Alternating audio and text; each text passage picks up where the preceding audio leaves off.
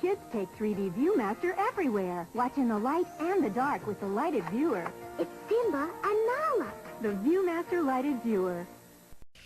Play-Doh Diner. Look who's jumping to a whole new beat. It's the Play-Doh Make-A-Meal Diner. Every day we want to have some fun. We order fries and a burger to go.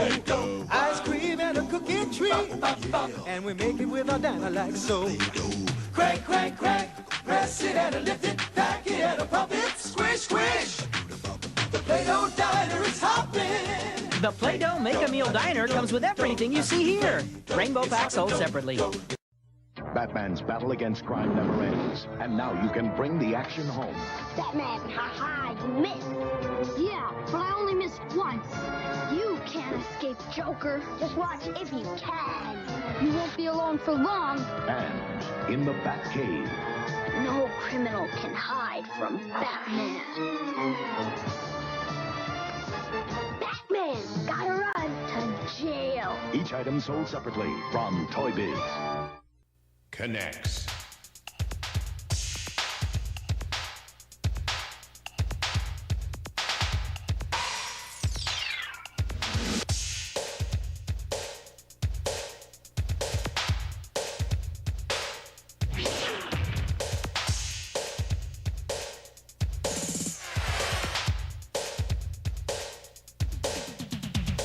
Connects, the new snap-together color-coded construction set.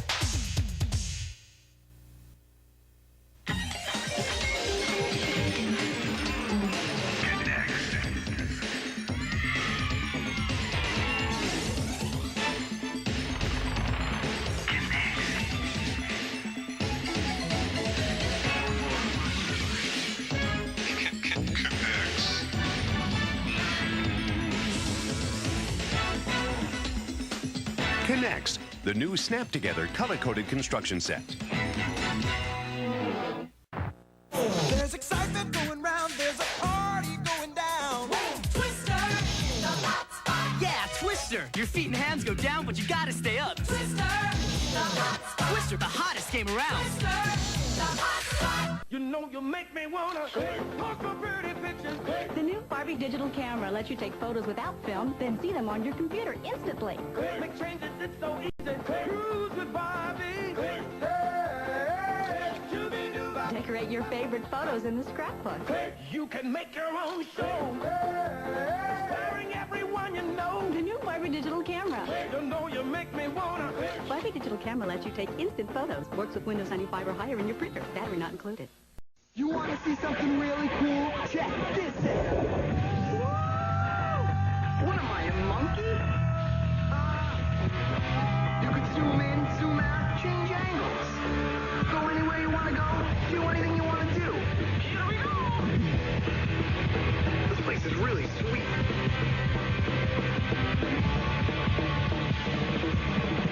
Whoa, I'm out of here. Change the system.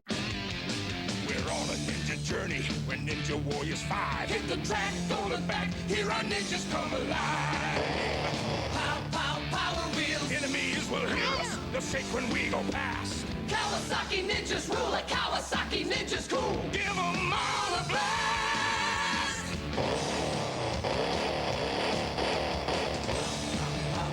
Kawasaki Ninja from Power Wheels. Some assembly and adult supervision required. Sound battery sold separately.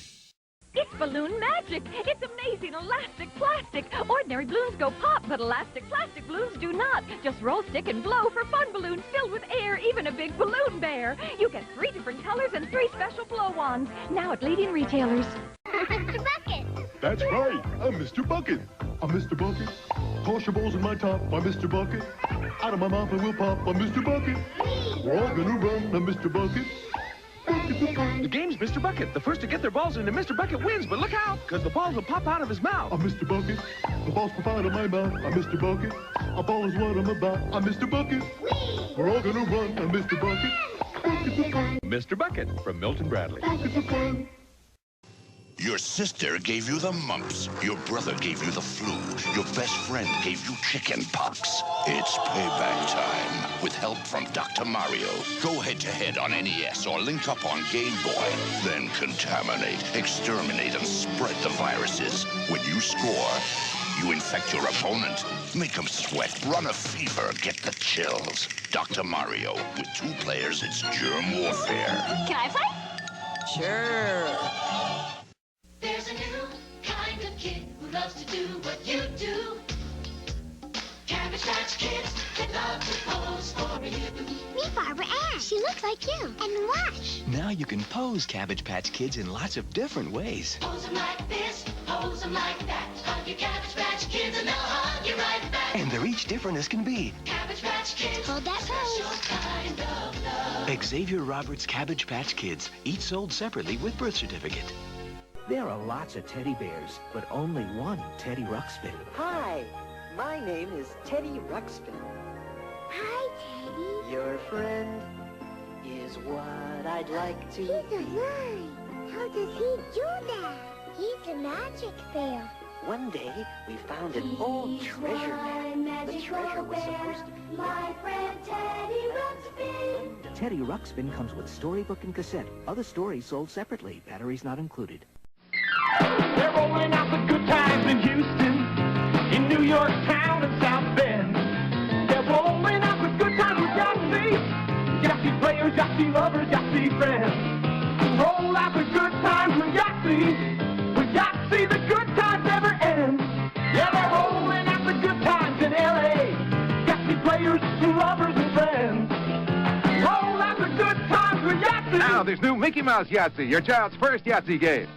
The evil Dr. Pirano has changed 4 innocent brothers into 3 sharks. Join Ripster, Blaze, Jam, and Big Flamoo. 4 heroes fighting to stop the evil Dr. Piranoid from taking over the world. They fight, they bite, they kick some serious sin. Now blast into action with the new Shark Cruiser with monster-biting power and action traction. Eat dirt, Piranoid. Street Sharks figures and Shark Cruiser vehicle each sold separately. Shark Cruiser, the ultimate biting machine. New from Mattel. Awesome. Have you seen Betty's spaghetti? Where does she do her do? At Betty's Beauty Zone. Tilt the chair. Wash her hair. Hair accessories galore. Betty worn a wig before? Have you heard about Betty? New Betty's Beauty Zone comes with everything here from Ohio Arts. Also move on their own. What if the kids made the toys? Would they worry about budgets or the bottom line? If kids made the toys, they might make a talking bank. That's a secret code. For real money. And save their Penny, nickel, dime. for a rainy day. Imagine that. Is there a place kids make the toys? Let's just say at Play School we couldn't make our Saving Sounds Bank without them. Play School. Want to play with us? Sorry. Sorry. Going through. Sorry. It's the game of sorry. First you're way ahead, then you get bumped way back. So shake a leg and you'll get home first. The game of sorry. Me Amanda. Me Amanda. That's Herbie. The more you play, the more they do. And say, Herbie grows more amazing day by day.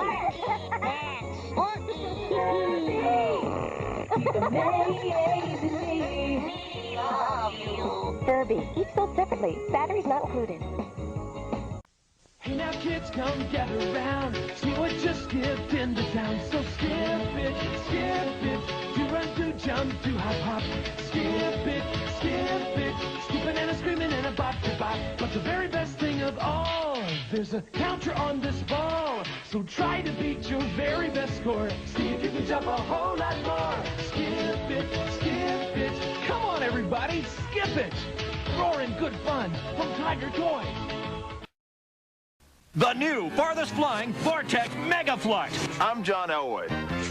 I set a world record by throwing the Vortex football over 90 yards. I'm not John Elway, but I'm gonna smash John Elway's record with the new Vortex Mega Flight. A new record, over 100 yards. Awesome throw. It's an awesome ball. If you want to smash your own record, you want the new Vortex Mega Flight. Help! We've been robbed! Stop! Stop, evildoers! Introducing super stretching superhero Stretch Armstrong. Yes, Stretch Armstrong. Now stretching fun farther than ever before. He bends, he stretches, even ties and knots, but always returns to his original shape. How's he do that? He's been doing that since he was a kid. Stretch Armstrong from Cap Toys. Who else?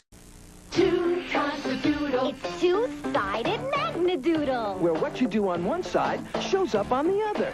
And two can doodle at the same time. Undoodle it here, it undoodles there. Two-sided Magnadoodle from Tyco. Store's closed. Not for me, pal. You might say I'm Spyro's hot co-star. I love that little dragon. The way he blows fire at sheep like me. This is an official protest. I am an anti-Spyro activist. Genghis, come. What'd you say? You're toast. Help me. PlayStation. Gator Golf! Step right up! What could be greater than golf with a gator? Gator golf, give it a whack. Gator golf, yeah. Throw it right back. Gator golf, what could be greater than playing a game of golf with a gator? It's Gator Golf. Hit the ball in his mouth to score. The Gator will toss it back out. Gator golf, hit the ball in his mouth. Gator golf, he'll turn all about. Can you take a shot, Dad? Okay. You win! Like a pro! Gator golf, what could be greater than playing a game of golf with a gator? Gator Golf. Just like you, tumble too. Baby, tumble surprise. She can do a tumble whenever she tries. Baby, tumble surprise. Tumble, tumble, tumble right before your eyes. She's the best little tumbler for someone her size. Baby, tumble surprise. Each so separately. Hey, look who tumbles too. Teeny tiny tumble surprise. Tumbling forward or back, giving headstands a try. Teeny tiny tumble surprise. So separately. We're into riding, because we get to look this great. Western Fun Barbie, before you ride out there, tip your hat, dress up your hair, swing that fringe, and brush Sunrunner hair. There! Wow! Western Fun Barbie and Sunrunner, what a gorgeous pair! We're into Barbie! Western Fun Barbie doll and Sunrunner horse seat sold separately. Is it me? Is it you? Who knows? Does your person wear a hat? No. Does your person have a beard? Uh-huh. You're out of here. Does your person wear glasses? Yes. You're Sam. You win. Guess who? Game cards do not actually talk. Hurry, let's go. Meet 2XL.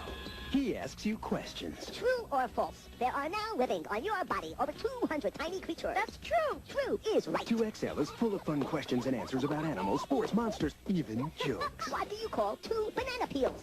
A pair of slippers. Who's the talking robot with a mind of its own? 2XL. Batteries not included. Additional tape sold separately from Tiger.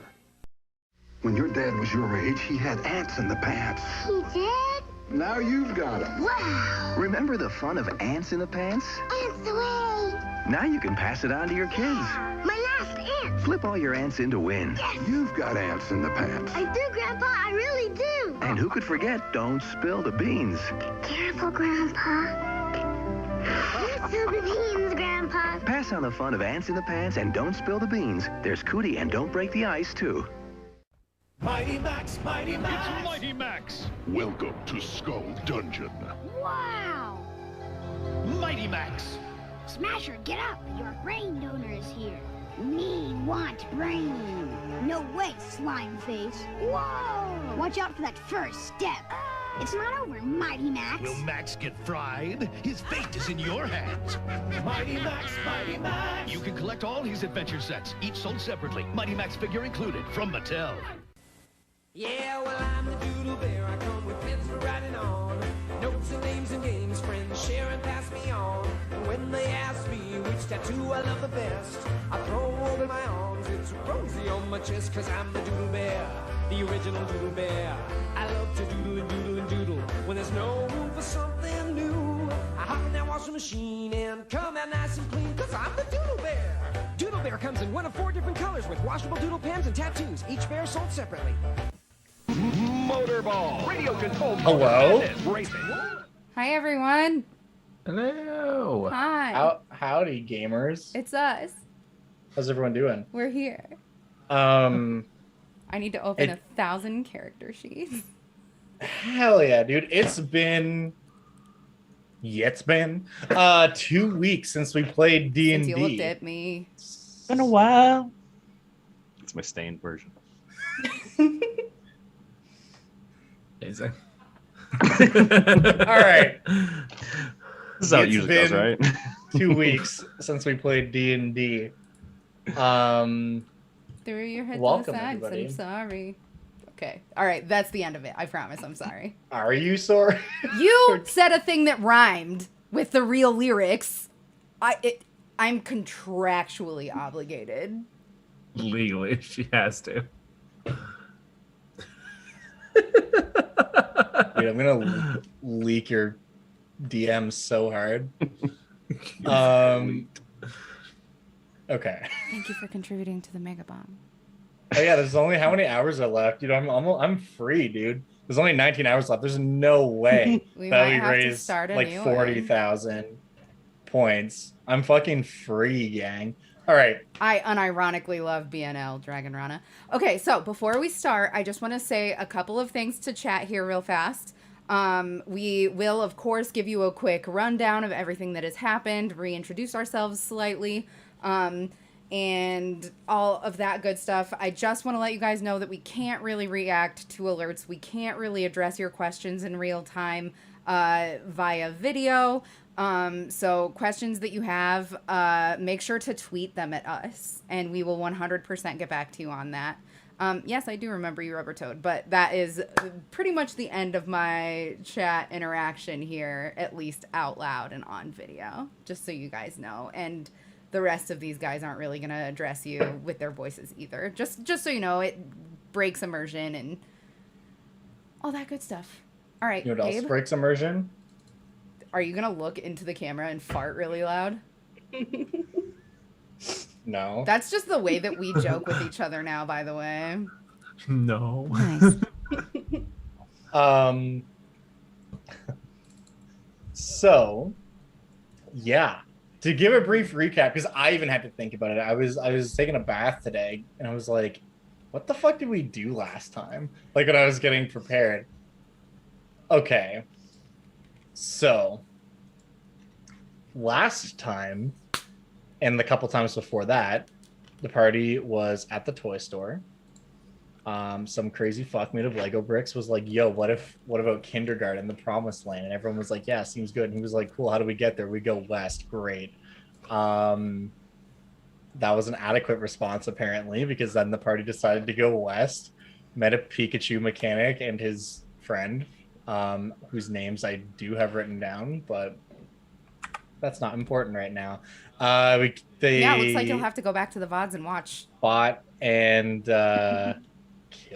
unkilled Optimus Prime, and some other stuff. You guys went and fought Michael Jordan. I'm sorry, the goat. A tyrannical MJ action figure. The goat. Now and then we went to a library where you guys met a long Furby, and they gave you some microfiche with a map to get to Digby, which is the next town over. And you guys were making your way in that direction when you basically got wrapped up in a war being fought between the factions of Fort Kyle and Brandondale, which are two opposing sides of Plastic Army Men. And then you went to the green side, chatted with them for a bit, went to the tan side, chatted with them for a bit. They agreed to at least sit down for a peace talk in neutral ground, the one spot where they used to go with their children once upon a time. That being the local Arby's, which is the only Arby's in North America that has a play place. So that was all established. On the way out, you guys were going to go and get the green soldiers who were being held captive because he agreed to at least release them as a gesture of goodwill. Upon going into there, the quote-unquote bioweapon had escaped, which was when you guys saw one of the soldiers dragged into the darkness of the garage by none other than a giant snarling raccoon. So I think that pretty much sums everything up. Please feel free to make any additions before we continue if I left anything out. Shall I jump to a battle map, Dungeon Master? Yeah, I have a battle map here and it's ready to go. There it is. Whoa, whoa, whoa. Wow, wow. Sorry, I'm trying very hard to make this fit, and it does not want to. Do not take that out of context. Story of my fucking life, dude. Classic. Oh, no. Wait, what? Did you say sex joke? How is that a sex joke? I'm just kidding. So briefly, I'm gonna have to run downstairs and change into something a little less long sleeve and warm. Okay. Hot. Before you do that, you should roll initiative. I'm happy to do that. Hopefully, I roll low so that you guys can just like take your turns. The picture kills me. Well, everything else has been toys, but this is just a real raccoon. Like it's just we kill it. We're actual murderers. It's just an animal. This is your opportunity to do a real murder. Maybe we can use. That's all I was looking for. If I ain't doing a real murder, I ain't living. Doesn't Remy have really good animal handling? I don't know. We'll see. Remy is a creepy pile of Lego bricks. Then we control the bioweapon. Hey. That's all I'm saying. The whole new. I am the bioweapon. Oh man. We finished the campaign by giving all the kids in kindergarten rabies. I'm injured for some reason. Is there some reason that I should be injured? I don't know, dude. You tell me. I can't remember. Okay, you guys go over that real quick. I'll be right back. I'm so I sorry. don't It's just think so there's. hot up here. Oh wait, yeah, you might have gotten shot when you guys were running through the crossfire. I don't think you guys have we got out of the Oh, that's right. I don't think you guys have rested since then. Yep, that's why. I don't remember exactly how that. Almost certain that's exactly why. That's why I'm down a second on the spell slot. By the way, I didn't have any saving throw proficiencies marked on my sheet, so I haven't been playing with those. Classic. Hell yeah, dude. Don't even need them. That's garbage. Paladins don't need saves. I really So like it's cleric. Smash cut to a compilation of every time Aaron's failed to save by like less than 3. Let's take a look at that clip. Let's go to the clip.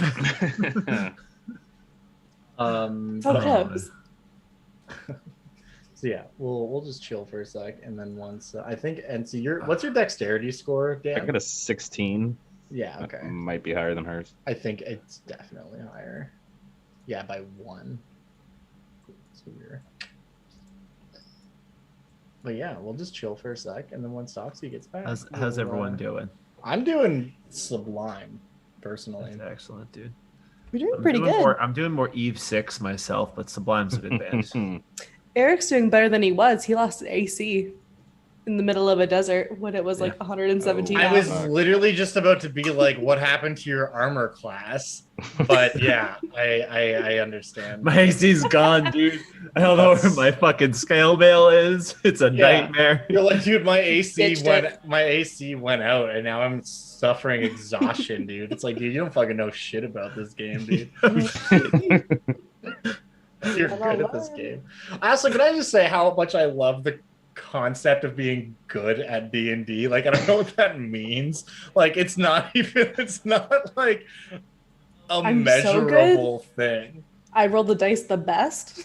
That's what I mean. Because even if you're talking about like min-maxing and stuff, it's like that's having an understanding of the game, but that doesn't make you good at it, I guess. I don't know. Saying you're good at D&D is like saying I'm good at life. Like, I don't know. I make the best choices. Yeah. And am lucky. Most people who play D&D are not good at life. I guess you could be good at character creation. I guess that's like the only part where like you could be better than other people. Like if you like min max, but like but I don't think that there is like anything else you could be truly good at in this game. Even that though is not like something that you're good at, because being good at min maxing doesn't necessarily mean that you're good at D&D, right? Because like you might make a character who is flawed because you want to do something with a story. Does that mean that you're bad at D&D if you do that? Yeah, that's the problem. Is if you go into D&D with the mindset of you're trying to be like good at it, you're not going to ever like have characters that make mistakes, and those are the most interesting characters. Exactly. It just cracks me up. That's what I'm going to start saying whenever you guys like flub rolls or whatever. I'll be like, man, look at the role play. You guys are so good at D&D. This is classic, dude. It's an immersive experience. Yeah. I'm just immersing myself whenever I roll natural ones. Yeah, dude. I've always wanted to play a character who just sucks. Anytime you get knocked prone, you have to jump off your chair. Otherwise, Just you're not fall over. playing the game. Yeah.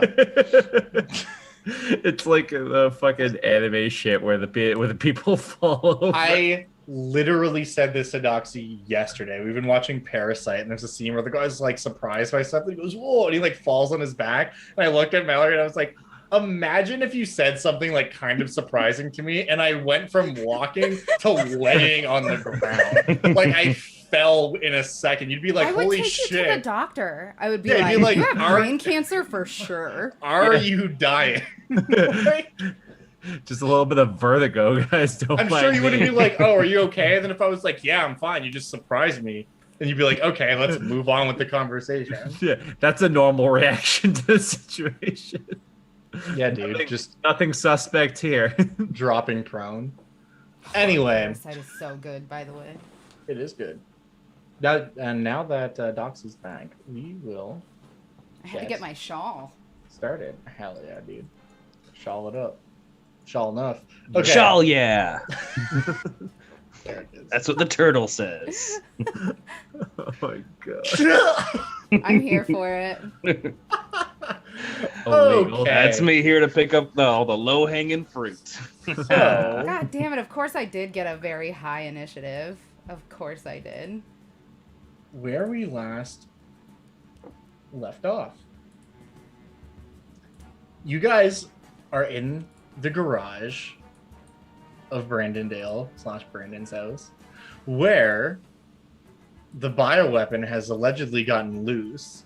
As I described last time, you see this soldier like dragged away into the darkness, only to then be revealed that the bioweapon is indeed a giant raccoon. It just shreds that dude. Like, just does that thing where they like shake their head and like paws out in a bunch. That dude is roasted. Shit, dude. It's NC's turn, however. Well, he ain't scared of no raccoon. He's gonna run up and just start punching it. Because that's what monks are for. Hell yeah, dude. Get into some monkey business. Slash it. That's a hit. Alright. Thrash it. That's also a hit. Alright. Double check. Does any...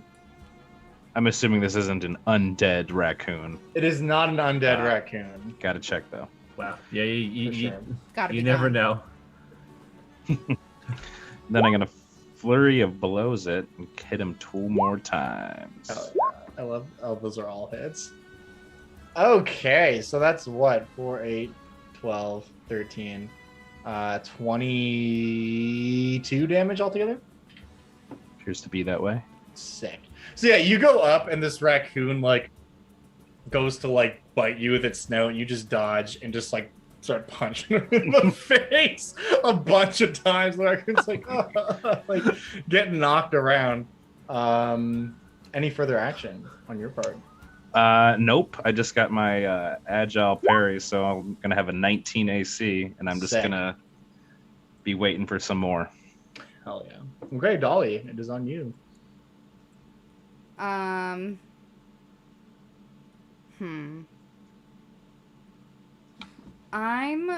going to skirt on up here. Mm-hmm. Actually, no, I'm not even. I was right here, right? Yeah. Okay. No, you were back one. Sorry. I was back one. You were beside. Yeah. Beside Rags? Okay. I'm going to release my plushie hammock on him. Okay. So he needs to be a 15. And it's a dexterity saving throw? A dex, and then it's strength to get out if he gets caught in it. And I'm gonna, as I'm like releasing the net, I'm gonna look to them and say, "It's just a beast." It needs to make an 18?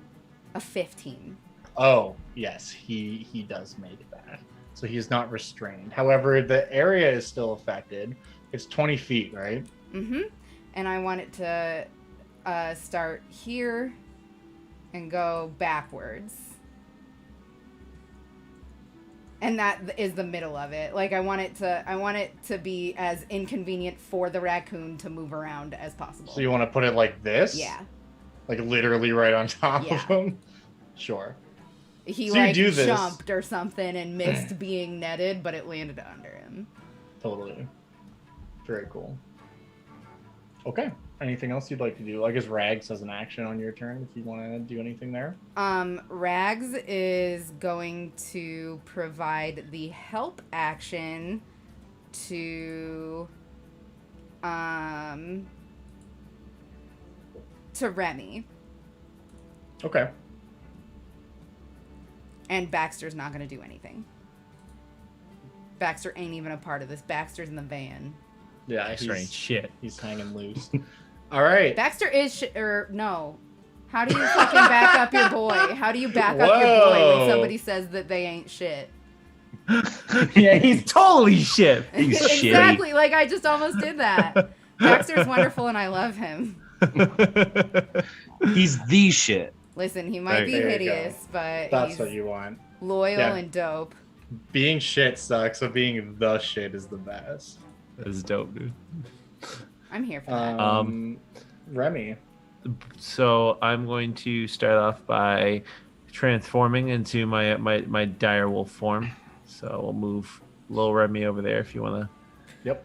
Why are you doing that? What do you mean?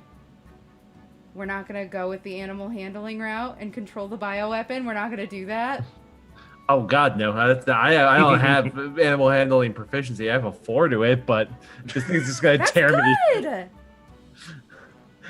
That's not... I can certainly try. Okay. If you don't want to, I don't want to make you. No. Super don't let me. I just think that we should talk about this. I should at least try. I am the druid. Well, what does everybody else want? I just want to punch shit. The raccoon wants to survive, but that's just his basic instinct as an innocent creature. But yeah, go ahead, take your turn. Fucking slit his throat. No, just I'm a buff and yeah, I'm a buff and heal boss. I'm gonna buff and heal you guys. All right. Well, seeing the NC sort of wet in there, I will like raise my hands up and I say, "Creature of the outside world, we too are denizens of this place, looking only to find the safety of kindergarten. We beseech thee, we entreat thee, do not harm us any further, and we will not harm thee." And I'm just gonna try that shit. Okay. I just want to be very clear about something. I would not be allowing this based on what's happening unless you were a druid. But by all means, go ahead and make your handle animal roll, and let's see how this pans out. Poorly. It's how it pans out. That's pretty good. That's very good. A 17 is not bad. So now... Okay. I mean, we have to wait till its turn to see what it's gonna do. But you do get a bit of a vibe that it like looks in your direction. You see its like snout kind of twitch. Say, do not harm this creature any further, NC. We must attempt to commune with it. Can I use my reaction to like put my hands in the air? Like, yeah, what I will do. You also make an animal handling check as you put your hands. I'm not good at that. Hands up.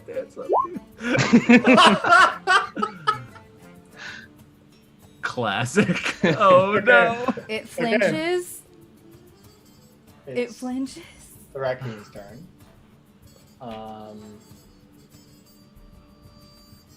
Can't wait to see my next character.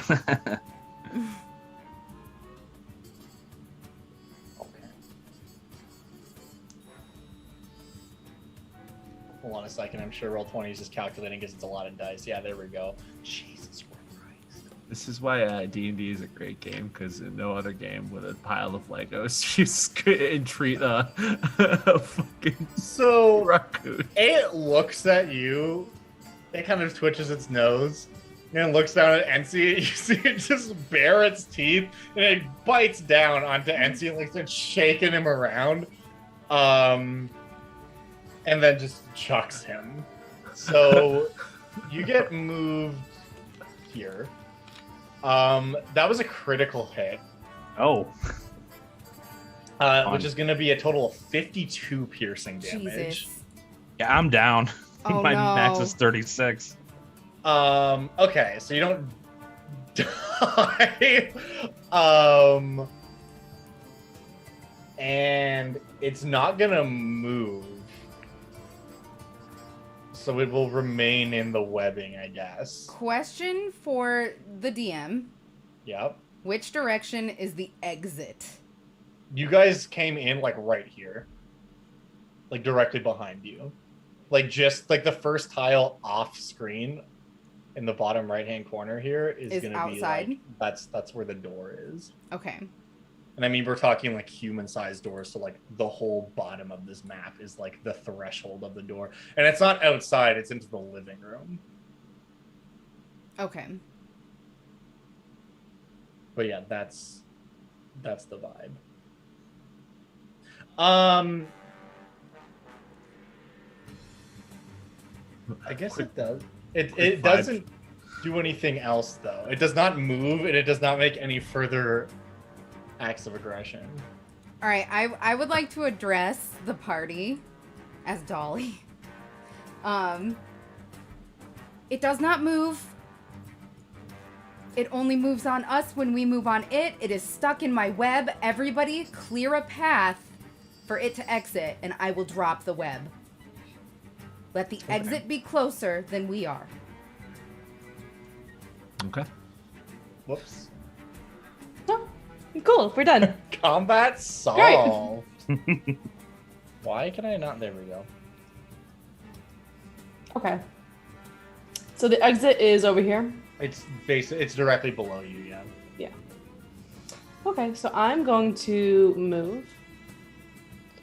Let me just find out if I can get over. Yeah, that's fine.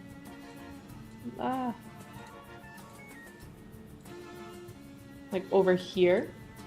Sure. Let me just make sure I'm still in range. I am. I'm going to use a power of friendship. And then I will use healing word. Hell yeah.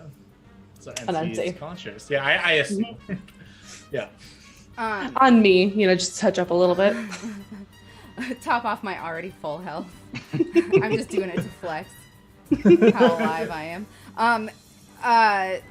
Just to make it clear, I haven't dropped the web yet. I'm not dropping the web until it's closer to the exit than we are to it. Okay. Does that make sense? Yep. I'm not gonna draw it back in. That's but we know fine. that square is where the web is. That's fine. Okay. NC, it's your turn. I assume, are you done, Aaron? Yeah, I'm done. Okay, NC, it's your turn. You're on the ground, but you are conscious and not bleeding out. I don't know what the equivalent of Well, I think what I'm gonna do is I'm just gonna pull my limbs in, and I'm just gonna stay in my shell until he starts moving away. Hell yeah. Okay, Dolly.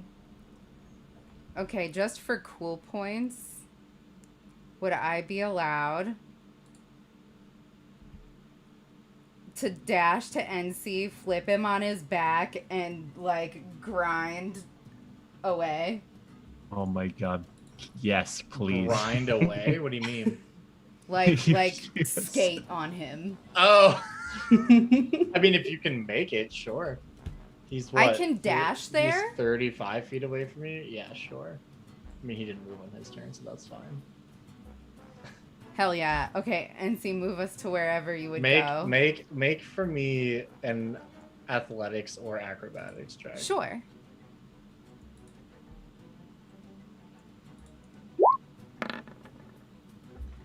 Don't let your dreams be dreams, kids. Okay. So we're gonna put you like here. We're gonna put you like here.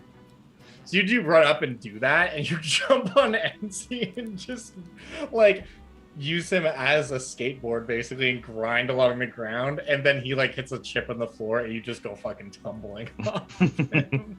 But you got pretty far. You're not hurt. Okay. You're just on your butt. What's Rags doing? He would chase after. What's his move speed? 30, I think. Give me a second. So if he just dashes, he can get here. Oh, his speed is 40, actually. So he can get there or further. I should be riding him. I don't think you can. He's too small. Oh, right. Yeah, that's a special, like, sector He's within... he's a medium-sized creature. He's too little. That's right. That's right. That's right. Those who remain. So I'm clearing a path. What would you like to do? I'm sorry. Where's the exit again? The exit is. Make sure I get it. I'm gonna draw it so there's no confusion here. Get the fuck out of Dodge. The exit is this way.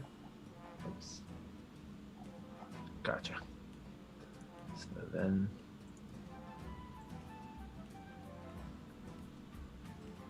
I'm just gonna move over there.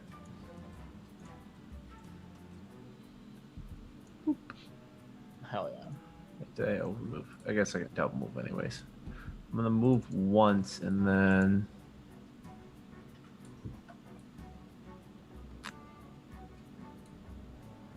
Hell yeah, dude. I'm gonna drop 60 feet.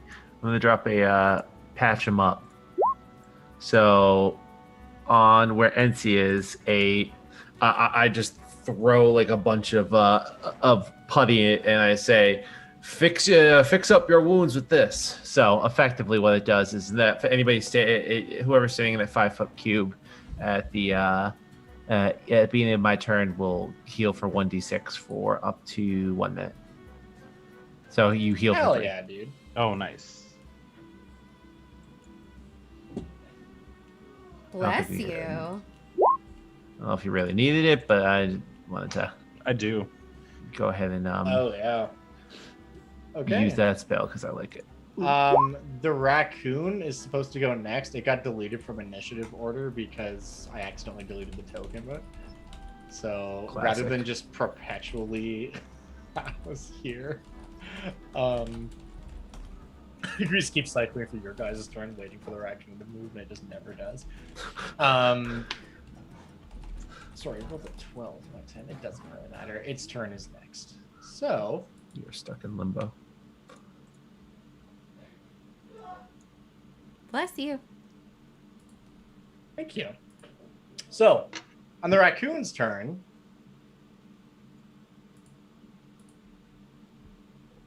nice. Seeing that everyone has moved out of the way, it is going to bolt. Okay, so that's his normal move. And then it can dash. So it just fucking, it dips. It bolts out of that room. You see it run out of the room. out of the garage into the living room. Followed shortly after, about a few seconds later, by just like screams of various individuals as this raccoon just like rampages through this abandoned house trying to find a way to get outside. But it's not after you guys anymore, so combat is effectively over. I don't want to say they earned it, but like, come on. Yeah, I mean, what are you gonna do? You can't house a raccoon and not expect it to go on a rampage. Yeah, that's just like you know they used to say, to fuck around and find out. Hell yeah, dude. So are we just gonna chill here while it rampages all the army men? Yeah, I mean that depends. Who do we care about? There. You guys, I'm all for just fucking off and leaving these guys behind. We need to clear a space for it to get outside. All right, so then what we're gonna do? This is now a skill challenge. Okay. Heck yeah. So this raccoon is loose in the house. You guys run to like the doorway where you came in, and you see it's just like jumping on the walls, like knocking shit over. It's not like going after people particularly, but if anyone happens to find themselves in its path, you better believe it's gonna fuck them up in a big way. There are like soldiers shooting at it and stuff because no one really knows what's going on. We're just gonna continue where we were at in the initiative order. Aaron, hurrah! Okay, you guys don't. I guess I shouldn't gloss over this. I think all of you guys know how skill challenges work, but for the benefit of the audience, skill challenge is something we borrow from 4th edition, which basically is we're going to go around, each person on their turn can use one of their skills. You can use any skill you want. You just have to describe to me how you're using it to solve this problem. And based on what you're doing and what skill you're using and how believable or what kind of argument you can make for it will determine the DC. And if you get a success rather, that's counts as a success towards achieving this mission, which I guess the goal is get the raccoon out of the house. If you fail, then that's one failure. And we will keep going until we get either 3 successes or 3 failures. And we will move on to the outcome once that has happened. So, Aaron, you're up first. What skill would you like to use to try to get this raccoon out the house? I think, if possible, I would like to try to mitigate the damage the raccoon is doing. So, Sure. like, just like healing the people and like tending to the people that are like caught in his path. More let my more agile and combative companions deal with getting it out. That sounds like a medicine check. Sounds like a medicine check. For sure. Cool. So go ahead and roll. We'll call that like DC 14. Oof. I do get a D4, but that doesn't matter. So you said 14. If you want to actually expend a healing spell, I'll let you roll it with advantage. I'll do that. Okay. I'll spend a first level spell slot. Then give us another roll. You have a plus I have a 7. +7. Oh my god! But now your D4 matters. Now my D4 matters. If you hit a 3. Yes! Oh! We made it there, guys. We did it. Despite all the odds being in her favor, her Rob manages to just squeeze by with a 15. And yeah, you do exactly that. You start tending to some of these dudes. And try to calm down the situation. Enzi, it is your turn. What would you like to do? Let's see. Let me. Might try to like pick up scraps of food I see around and toss it out the door to try to like make a trail for it to leave. Sure. There isn't really too much food around, but there's definitely like old remnants of garbage. Like there might, you know what? Why don't you just roll for it and we'll see what happens? What skill are you planning on using here? I was thinking survival for it. Survival, I think, makes perfect sense. Yeah, we'll say DC 15 makes sense for that, I think. Wolf, 8 is rough. You start looking around in the garage. One doesn't help. Unfortunately not. You don't find anything. You think you might find something that could be helpful. You find like some old Twinkies wrappers, but you can't manage to find one which still contains a Twinkie. I'm still a little shell shocked. I have internal bleeding. Okay. So, what happened to the cameras? Eric disappeared and became Gamer Man. I am Mr. Gamer. What the heck? But yeah, so that's one success and one failure. Dolly, it is your turn. I would like to use history. Okay. To remember what I have learned in the past about raccoons while I was out with Sasha at the park and on playgrounds. Sure. I feel like a lot of the knowledge you might have is like child book related, but I don't think that's completely unlikely. No. I changed my mind. Don't let me get away with that bullshit. Okay. I would like to use... I was going to say it's going to be like DC 19, but it is possible. I would like to use investigation to investigate a good pathing. To like try to see the best way that it can... Yeah, escape. and I think like that's clear reasonable. the way for it. We'll call that DC 14 as well. Why don't you go ahead and roll for that? Hell yeah. So you look out the history door. thing was pushing it. You're such a good sport. Oh, I was just gonna set the DC very high, but I mean that's the nature of skill challenges, dude. Sometimes your players just find a deer in the desert, like whatever, it happens. That was their roll of 27, whatever. But yeah, you look out here and you you can see in like Sherlock Holmes-esque fashion, you're like, if this happens and this happens and this happens, like you see a potential path for this thing to get out the cat door that is in the front of this house.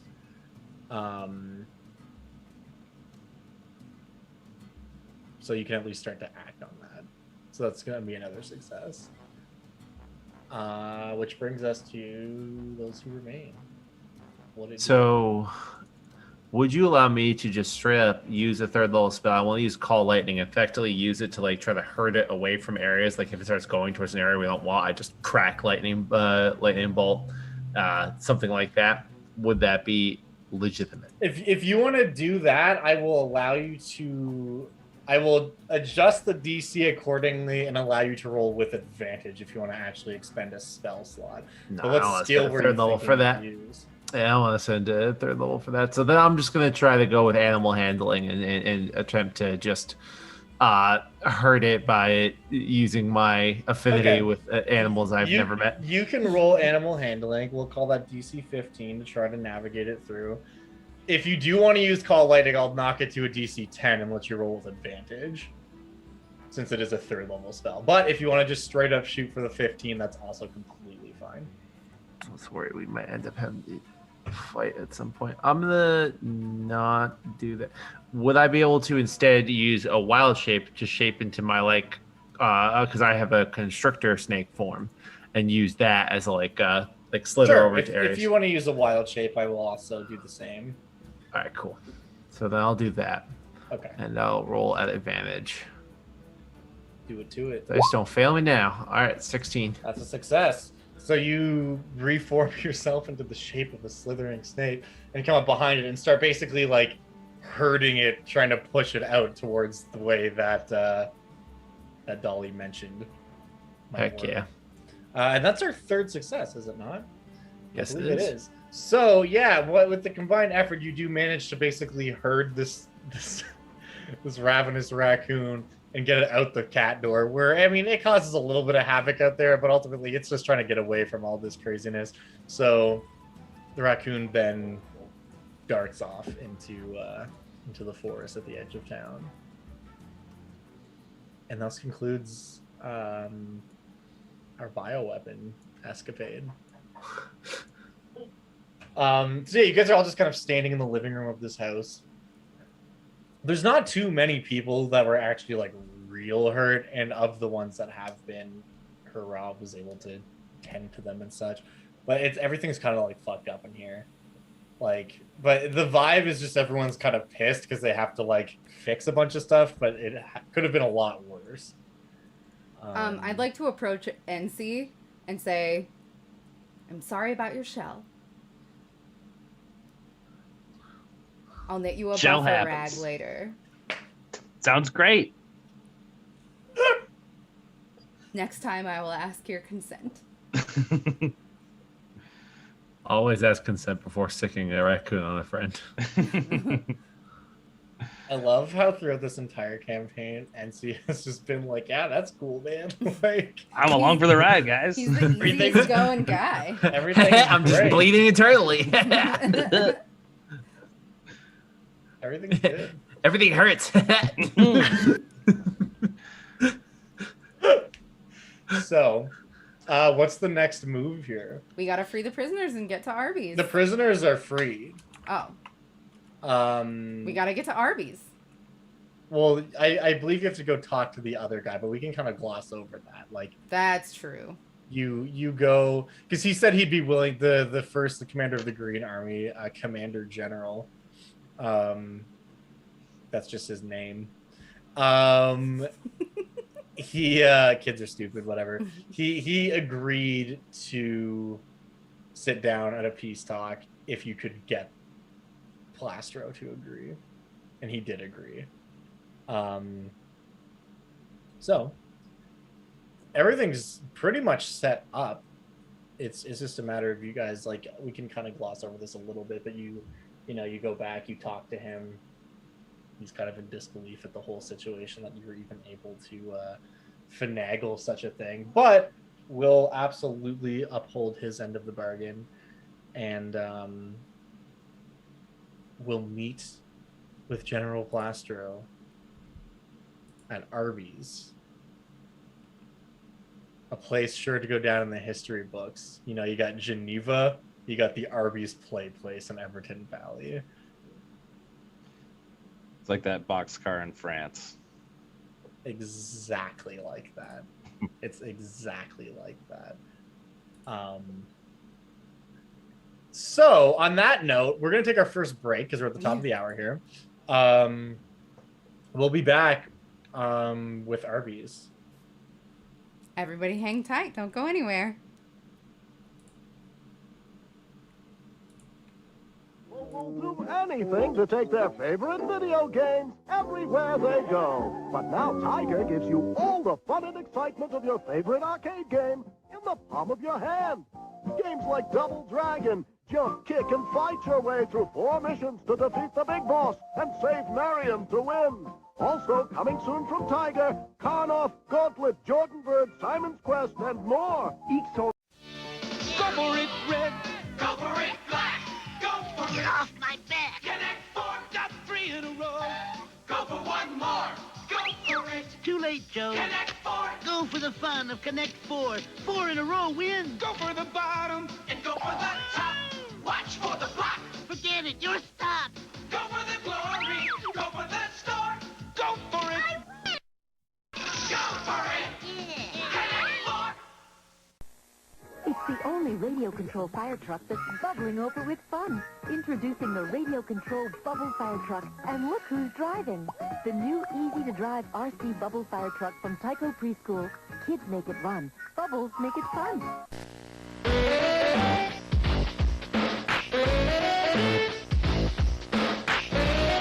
Now everyone's getting in on the action of Game Boy. You get portable excitement, stereo action, play dozens of games like the mind-boggling Tetris, tennis, and golf. And Video Link lets you challenge a friend. It's like child's play for grown-ups. Game Boy from Nintendo. Now you're playing with power. Portable power. There's no need to be frightened. It's only little Dracula. He doesn't frighten Igor, the brains of the family, or his friends like Deadwood. And he certainly doesn't frighten his enemies like Garlic Man. So don't be afraid of little Dracula. He's looking for fun, just like you. Little Dracula from DreamWorks. Where is Barbie going to go? Check out a pretty new Porsche and then you'll know when it's got the coolest stickers that you've ever seen. Wow. The Barbie Porsche is a beach machine. Perfect! Barbie goes shopping for something new. Her trendy pink Porsche is looking hot too. Look at the stars. She thinks again. The headlights work. The Barbie Porsche lights up for them. Barbie Porsche car with headlights and fun stickers. You put it together. Dolls, fashions, and batteries not included. Got my milk, got my cookies, got my Viewmaster. It's Simba and Mufasa, the Lion King. Kids take 3D Viewmaster everywhere. Watch in the light and the dark with the lighted viewer. It's Simba and Nala. The Viewmaster lighted viewer. Play-Doh Diner. Look who's jumping to a whole new beat. It's the Play-Doh Make-A-Meal Diner. Every day we want to have some fun. We order fries and a burger to go. Ice cream and a cookie treat. And we make it with our diner like so. Crack, crack, crack. Press it and lift it. Pack it and pump it. Squish, squish. The Play-Doh Diner is hopping. The Play-Doh Make-A-Meal Diner comes with everything you see here. Rainbow packs sold separately. Batman's battle against crime never ends. And now you can bring the action home. Batman, ha-ha, you missed. Yeah, but I only missed once. You can't escape Joker. Just watch if you can. You won't be alone for long. And in the Batcave. No criminal can hide from Batman. Batman, gotta run to jail. Each item sold separately from Toy Biz. Connects.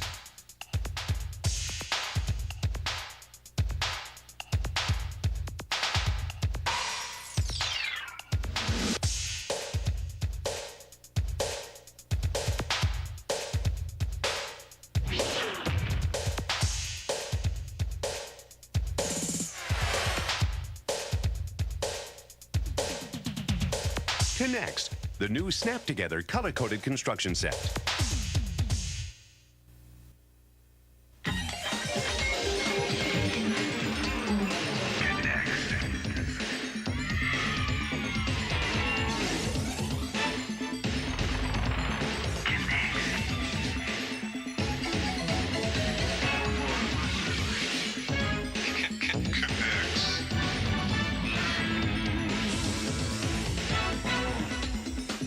Connects, the new snap-together color-coded construction set. There's excitement going round, there's a party going down. Twister, the hot spot. Yeah, Twister. Your feet and hands go down, but you gotta stay up. Twister, the hot spot. Twister, the hottest game around. Twister, the hot spot. You know you make me wanna post for pretty pictures. The new Barbie digital camera lets you take photos without film, then see them on your computer instantly. Make changes, it's so easy. Cruise with Barbie. Decorate your favorite photos in the scrapbook. You can make your own show. Inspiring everyone you know. The new Barbie digital camera. You know you make me wanna. Barbie digital camera lets you take instant photos. Works with Windows 95 or higher in your printer. Battery not included. You want to see something really cool? Check this out. What am I, a monkey? You could zoom in, zoom out, change angles. Go anywhere you want to go, do anything you want to do. Here we go! This place is really sweet.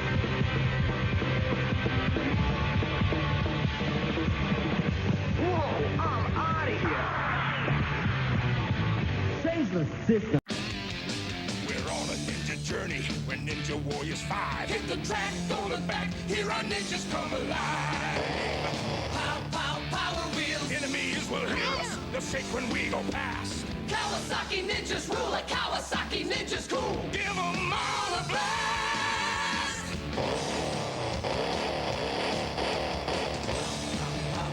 Kawasaki Ninja from Power Wheels. Some assembly and adult supervision required. Sound battery sold separately. It's balloon magic. It's amazing elastic plastic. Ordinary balloons go pop, but elastic plastic balloons do not. Just roll, stick, and blow for fun balloons filled with air, even a big balloon bear. You get 3 different colors and 3 special blow-ons. Now at leading retailers. Mr. Bucket. That's right. I'm Mr. Bucket. I'm Mr. Bucket. Toss your balls in my top. I'm Mr. Bucket. Out of my mouth I will pop. I'm Mr. Bucket. We're all gonna run. I'm Mr. Bucket. The game's Mr. Bucket. The first to get their balls into Mr. Bucket wins, but look out, because the balls will pop out of his mouth. I'm Mr. Bucket. The balls pop out of my mouth. I'm Mr. Bucket. A ball is what I'm about. I'm Mr. Bucket. We're all gonna run. I'm Mr. Bucket. Buckets of fun. Mr. Bucket from Milton Bradley. Buckets of fun. Your sister gave you the mumps. Your brother gave you the flu. Your best friend gave you chicken pox. It's payback time. With help from Dr. Mario. Go head-to-head on NES or link up on Game Boy. Then contaminate, exterminate, and spread the viruses. When you score, you infect your opponent. Make them sweat, run a fever, get the chills. Dr. Mario. With 2 players, it's germ warfare. Can I play? Sure. There's a new kind of kid who loves to do what you do. Cabbage Patch Kids that love to pose for you. Meet Barbara Ann. She looks like you. And watch. Now you can pose Cabbage Patch Kids in lots of different ways. Pose them like this, pose them like that. Hug your Cabbage Patch Kids and they'll hug you right back. And they're each different as can be. Cabbage Patch Kids, hold that special pose. kind of love. Xavier Roberts' Cabbage Patch Kids, each sold separately with birth certificate. There are lots of teddy bears, but only one Teddy Ruxpin. Hi, my name is Teddy Ruxpin. Hi, Teddy. Your friend is what I'd like to He's be. a lie. How does he do that? He's a magic bear. One day, we found an old treasure map. The treasure was supposed to be my friend Teddy Ruxpin. Teddy Ruxpin comes with storybook and cassette. Other stories sold separately. Batteries not included. They're rolling out the good times in Houston, in New York town and South Bend. They're rolling out the good times with Yahtzee players, Yahtzee lovers, Yahtzee friends. Roll out the good times with Yahtzee. With Yahtzee, the good times never end. Yeah, they're rolling out the good times in L.A. Yahtzee players, lovers, and friends. Roll out the good times with Yahtzee. Now there's new Mickey Mouse Yahtzee, your child's first Yahtzee game. The evil Dr. Pirano has changed 4 innocent brothers into 3 sharks. Join Ripster, Blaze, Jam, and Big Flamoo. 4 heroes fighting to stop the evil Dr. Piranoid from taking over the world. They fight, they bite, they kick some serious sin. Now blast into action with the new Shark Cruiser with monster-biting power and fin-action traction. Eat dirt, Piranoid. Street Sharks figures and Shark Cruiser vehicle each sold separately. Shark Cruiser, the ultimate biting machine. New from Mattel. Awesome. Have you I feel like when I'm playing Civilization and I'm just styling, like dunking on the computer, and like whatever, I have infinite resources and I just build a city in the middle of the desert. That's what Arizona is. All of it. It's just like whatever. Just there to harvest bananas and gold. Dude, yeah, You don't have any food at all. Dude, exactly. It's just like, oh man, there's an oil patch there, dude. It's an infinite resource. We can just funnel water in. There's infinite of that too. Arizona is like the absolute pinnacle of like conservatives. You can't tell me what to do, and then punching yourself in the face constantly. Government can't stop this.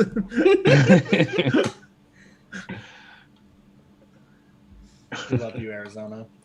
Just kidding. I'm not gonna say. Oh, I If you just live in got a if you huge live in breeze and it was Arizona, amazing. if you live in Arizona, fuck you, dude. Sorry, Aaron and Eric. Fast here, people. But those are the rules. We're back, All right. by the way. So, yeah, now back to something a lot less controversial. So you guys arrive at the Arby's. The party rolls up in the Shell Razor at the abandoned Everton Arby's parking lot. You know, you see the massive play place extension of the Arby's like looming as clouds gather overhead. And the big red cowboy hat, that's their logo, right? The big red cowboy hat sign doesn't really flicker anymore. It's been 30 years. But you've arrived. And flanking the two of you are 2 small military-style Jeeps. One of them containing General Plastro sitting in the back. the other containing Commander General, who sits in the passenger seat. With a couple soldiers. There's no like big time armed escort. It's just a couple dudes who are here to basically drive as per the arrangement. And you guys all pull up to the front of the RVs. Fortunately for you, most of the glass in this place is broken. Turns out it wasn't the most structurally sound building in Everton Valley, believe it or not. So, what's the game plan here? Escort the Commander General, Captain Lieutenant into the RVs with Fidel Plastro. Nailed it. And lots of calm emotions. No, Plastro. Okay. I'm just gonna keep casting it. Yeah, sure. That's smart. Keep everyone level-headed as best they can. Yeah. So you guys all start walking into the RVs. And you see the two of them walking in. They're like, I imagine you guys are kind of taking the lead, but they're pointing out where to go. And General Plastro looks over at the commander, and he just says, "Well, I suppose we'll finish it in the usual spot." The commander looks at him very gruffly. Says, "Yes, that'll do just fine."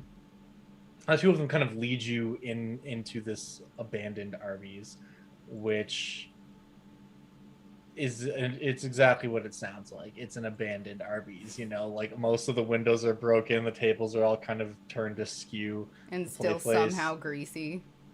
Oh, there's a thin veneer shellacking every surface in this cursed place. The play place lingers idle, not having known the touch of a child in over 30 years. Maybe even a little bit before that. Like, let's be honest. No responsible parent was taking their kid here. Eventually, they lead you to a table adjacent to the ball pit, somewhat turned askew, a few chairs around it, and begin the process of climbing up to its surface.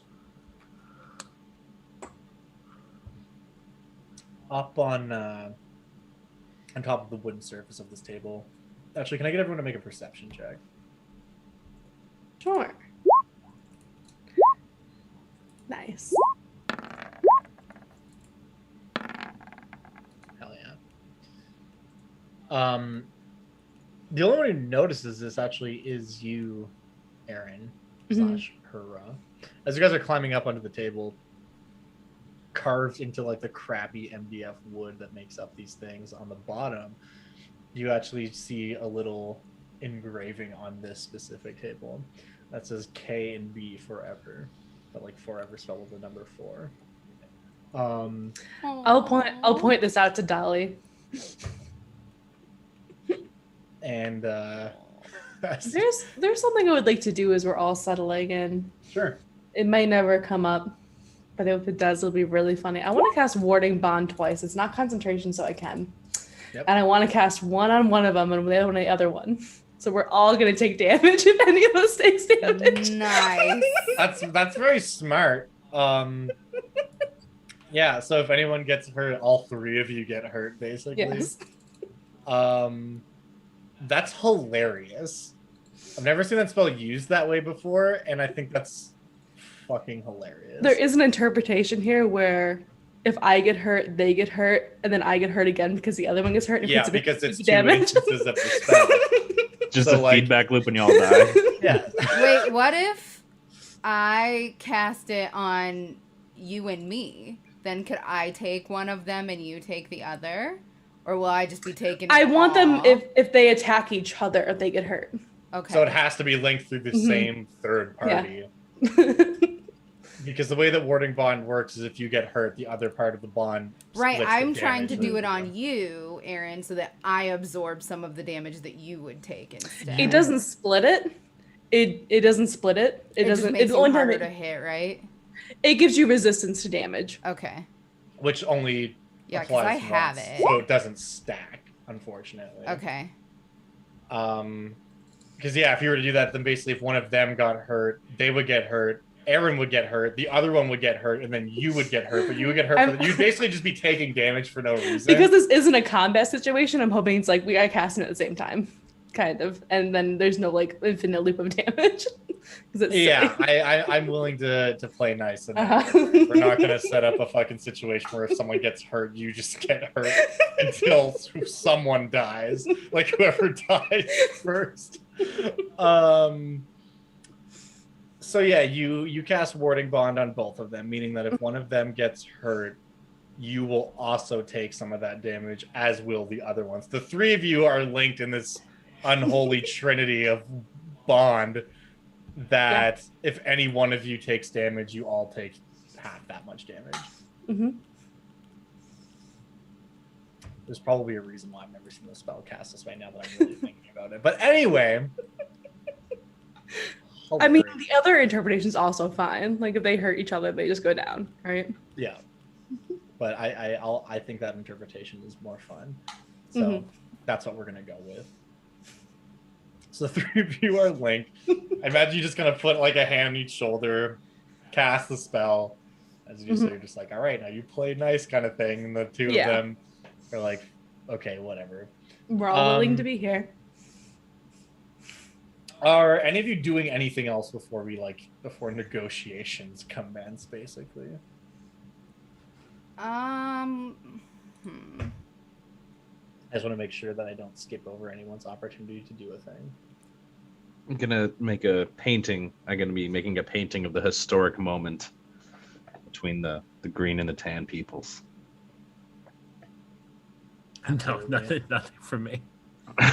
Just gonna keep being made of Lego bricks. Very cool. Yeah, and so this sort of situation is not really in my whole purview. So I'm just letting these guys have their moment, standing back. Yeah, I'm fine. Nothing for me. Okay, so the two of them begin speaking to one another. You know, there's like a tensity that.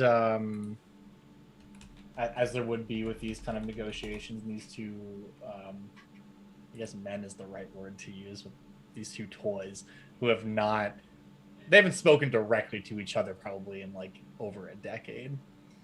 And they begin, and General Plaster starts and says, look, before we get into anything crazy, there's something I need to establish. And he pulls out of his pocket a long chart and lays it on the ground,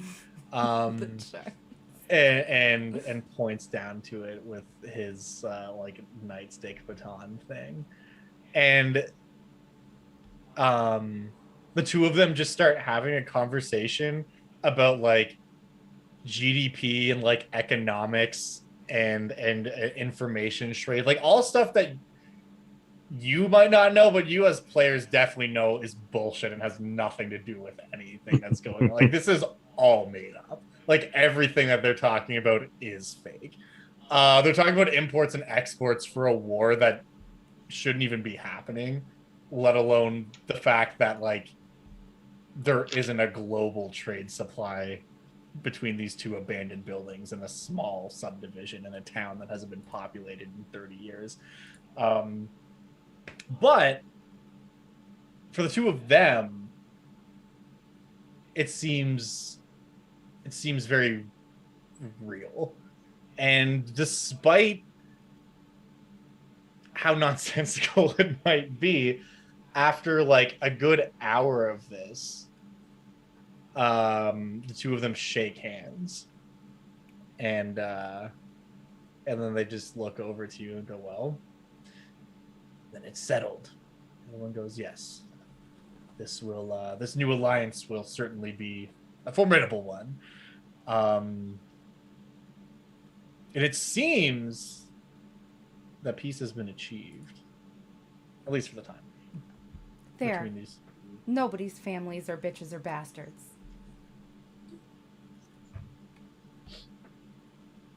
I mean, I wouldn't say nobody's, but like, Certainly more than we know. So this is it? You have come to an accord? Yes. It would seem our ways were misguided. There's no need for us to be killing one another when we can go back to the way things used to be. General Plaster puts a hand on his shoulder and he's like, yes, I would very much like that, old friend. And as they're kind of having this moment, you feel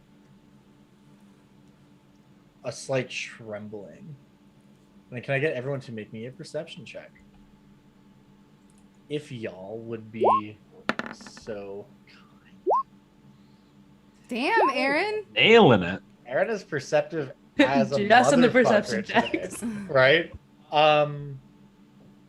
So both Aaron and Eric, Hurrah, and those who remain, you feel this.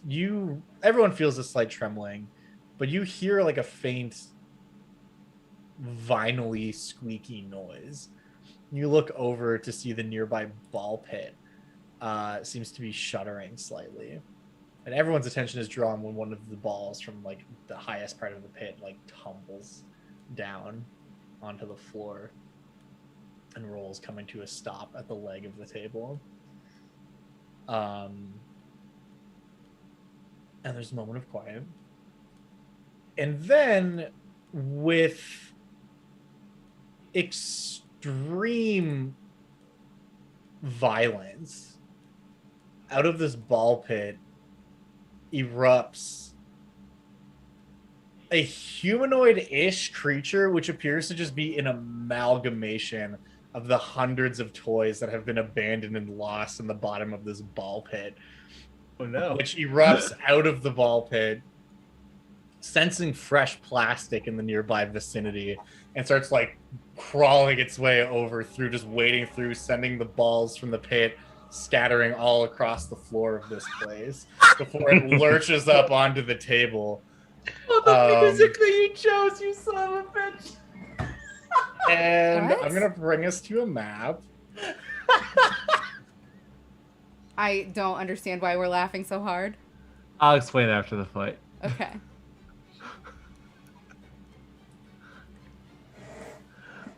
And I'm gonna bring up an initiative tracker, and I'm gonna need everybody to please roll initiative.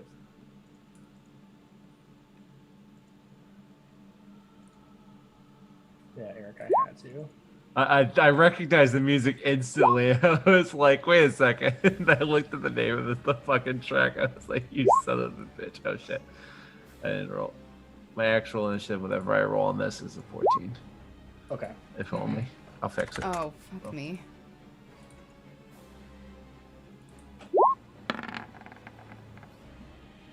It's a good song, though.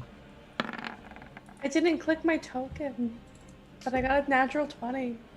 Got 3 nets in I like know! the last 3 rolls. Fucked up. Killing That's it. Illegal.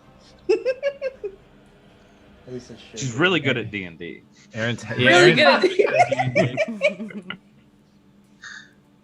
Usually when people die in D&D, I just don't get it. I'm just like, just roll natural 20s. Like, Just click on her head, lol.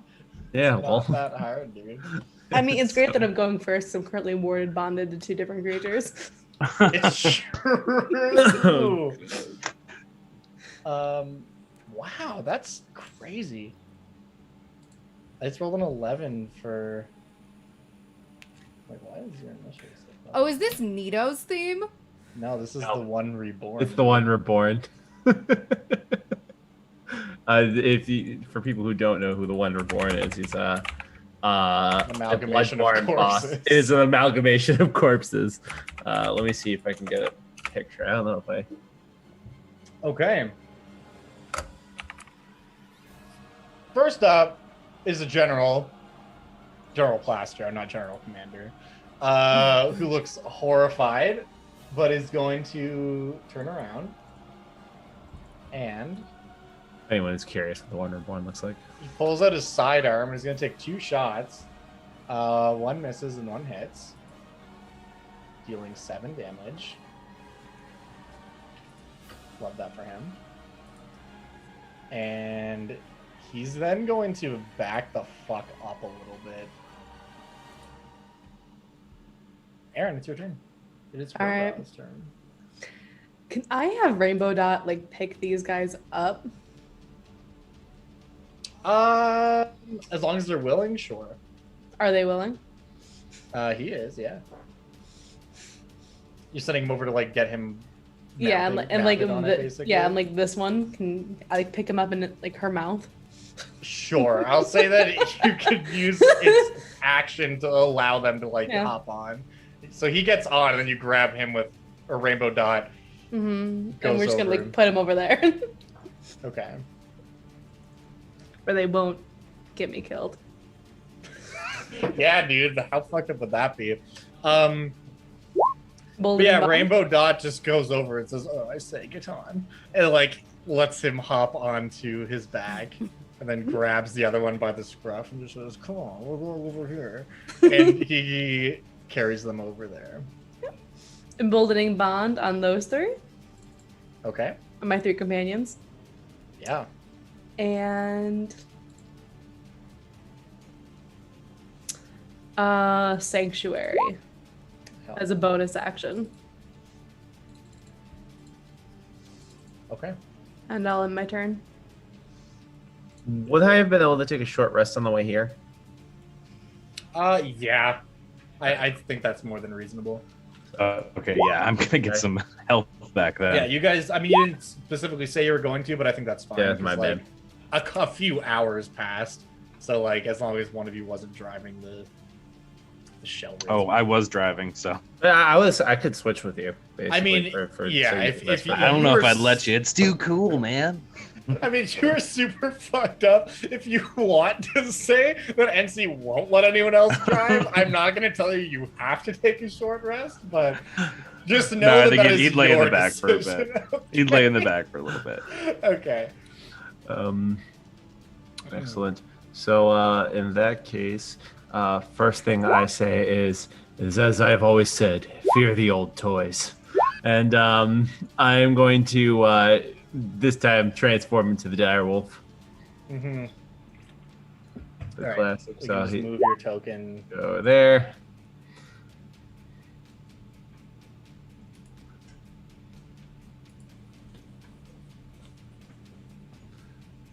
I just need that dire wolf. When you can drag that out, because I don't think it lets me. Does it? Oh, does it not Oh, let it you does. drag it out? Okay, it does. I didn't realize it would let me do that. No All right, worries. cool. So I will. It's a bonus action. I just move up to this clown, and boom. I'll bite him. That's a hit. 19, and that is 6 piercing damage. Oh, hell yeah, dude.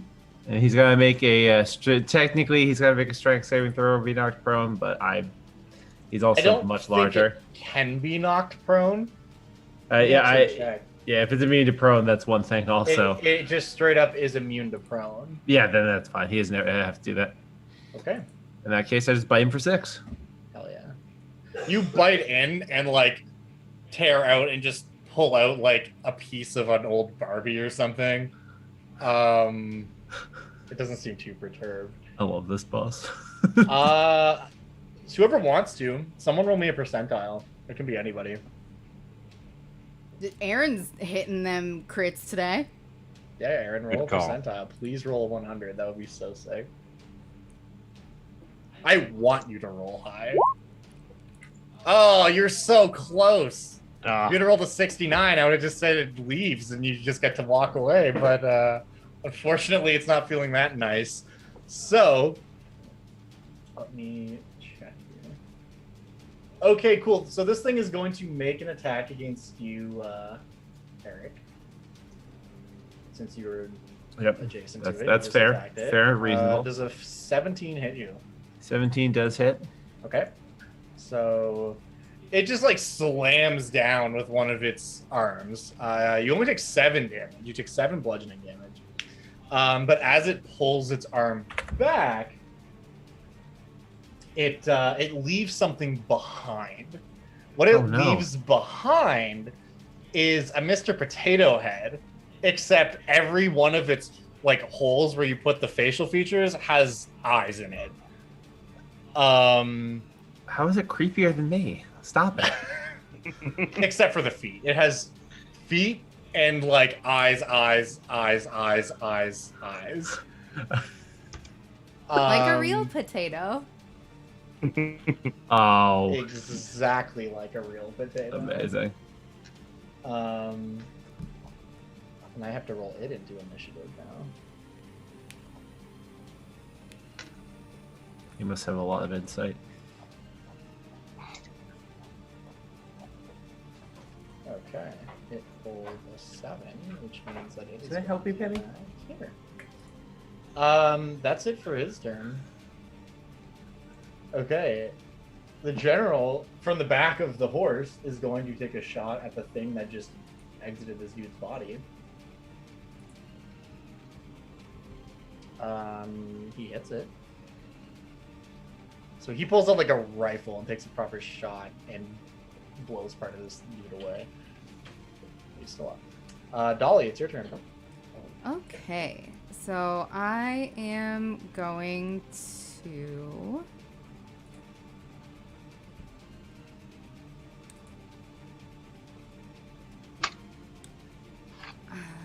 run up to NC here. Sorry, one moment. And then I'm going to cast display model on him. Oh yeah, dude. That's and then that's it for my turn. Okay, what about Rags? Rags is going to run up and help the next person that attacks. So he's using a help action on the boss? Yeah. On the main body? Yeah. Okay. And that's it for me. Okay. NC. All right, I think I'm gonna give Dolly a thumbs up, and then I'm just gonna yell, "Let's skiddly do this!" Take some thrash and slash at him. 20's a hit. And then a 19. 19's also a hit. Then we'll do a flurry of blows. Also, I know it matters for you with some things. This is considered an undead creature. Oh, nice. So I believe he takes an extra 1d8 radiant damage then. I'll roll that in a sec. Sick. Damn. It's pretty great. Okay, yeah. So it's 39. And then an extra 7 radiant damage. Damn, dude. So yeah, you go up and like just start punching this thing, and it's like not really protecting itself, but like it's kind of lurching out at you and like kind of forming these appendages coming out of its body that are just made of other bodies of old discarded toys.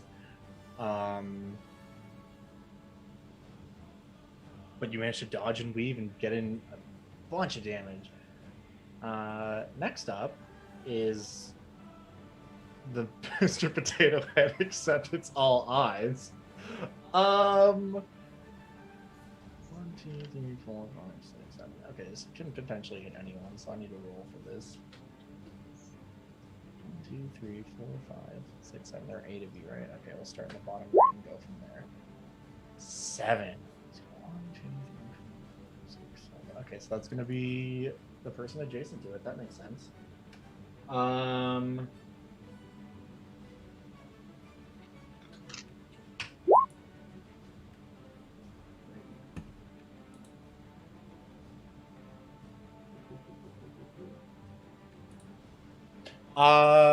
Those that remain, I need you to make me a Constitution saving throw.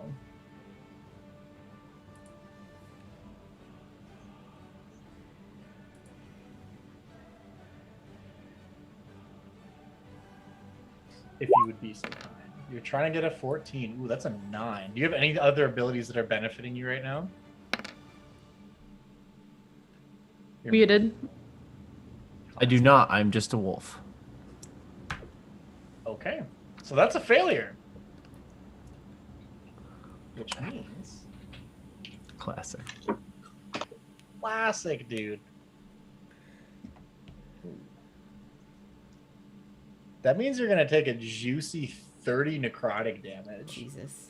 As out of one of the eyes of this Mr. Potato Head, it beholds its target and blasts a ray of negative energy at you.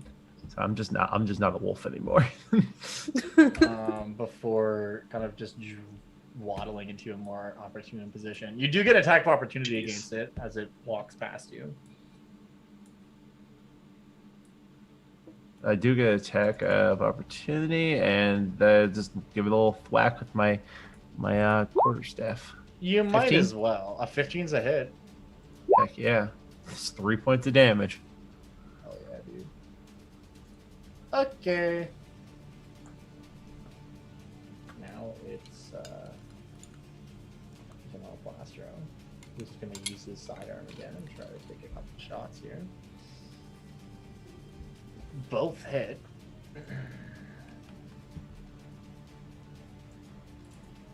He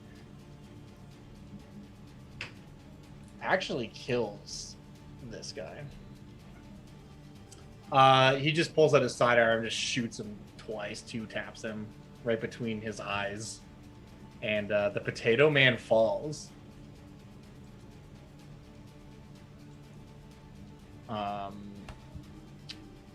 And he he looks over at Commander General and is like, just like the old days.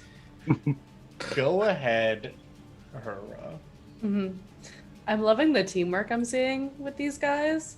So what I'm gonna do is just take a couple steps over here. Yep. And use my tandem tactician to give them both the help action of the next attack roll. Sick. As we all coordinate. That's very... Everything is better, more part of a team. And... oh gosh, I don't know what else to do with my other action. I think I'm gonna... 25 feet. I moved 5. I can run up and heal. They who remain. As long as they still look fucked up. I'm not sure. No, after I transform back, I'm at full health. Oh, okay. I wasn't sure if any carried over. Nope. I assumed that they did. No well, then... They always look fucked up. I know. It's really hard to tell. It's more of a state of being. Right? I guess I will... do a bless then, but I'm running out of spell slots, so I guess I'll do it at 3rd level. Just because I have a good amount of those right now. And that just means I can do it up to more people.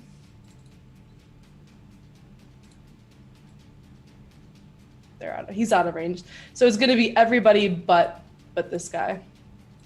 Essentially. Because I can do 3, I can do 5 creatures, so 1, 2, 3, 4, 5. Actually, you know what? I'll just do us 4 and then the doggy. Hell yeah. The puppy. So Everbutted Bliss.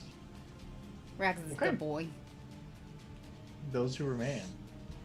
What'd it do? Well, I did not like to not be wolf. I wish to be wolf again, and so I shall. Hell yeah. Boop. That token fucking slays. And I will once again bite this fucking bastard. Yeah, give him a bite. But since NC is next to me, I get to do that at advantage. That's true. Some little wolfy boy. Bark, bark. That's a hit. That is 8 points of damage. You chomp down. And like The old you chomper. bite on and like tear out something, and like you find like hanging in your teeth is like one of those round plastic rings with like a string on the end of it. Yep. And you hear like a really distorted like "mama" come from inside of the I hate fucking, that. I don't like it. amalgamation of discarded toys. Ew, bad. I don't like it. Anything else you'd like to do? No. I wish I could take back what I just did, but I can't. Oh, don't we all? Very cool. Okay, who wants to roll percentile for me this time? I'll do it. Oh, yeah.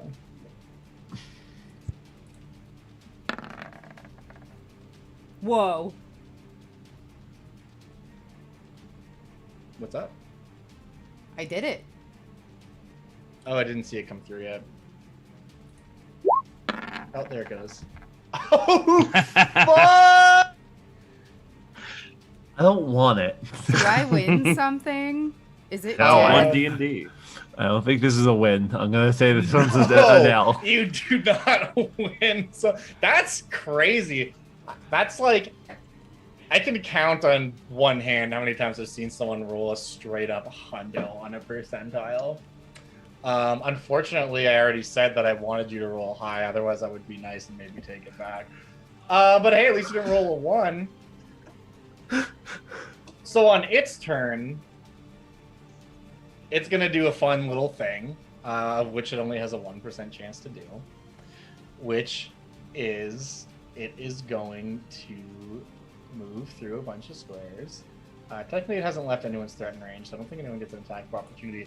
And you see this creature just like fall flat to the ground, and then decorporealize as an individual. As you see all of these various different undead toy creatures begin to stand up. Oh, it just goes home. Great. So. No, don't do that. I need to drag some boys out.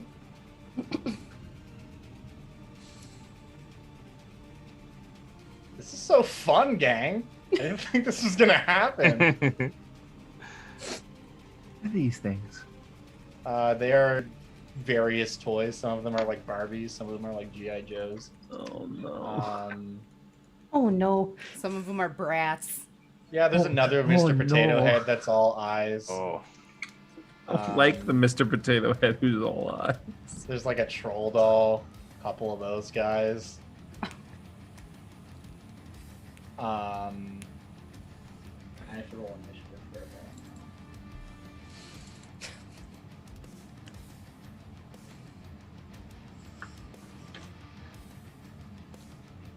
Sorry, guys. I knew that you Don't be rolled a sorry. 100 before I saw it come through just based on your reaction, but I was like, there's no way. Oh, there's a way. Didn't someone roll a 100 last campaign too?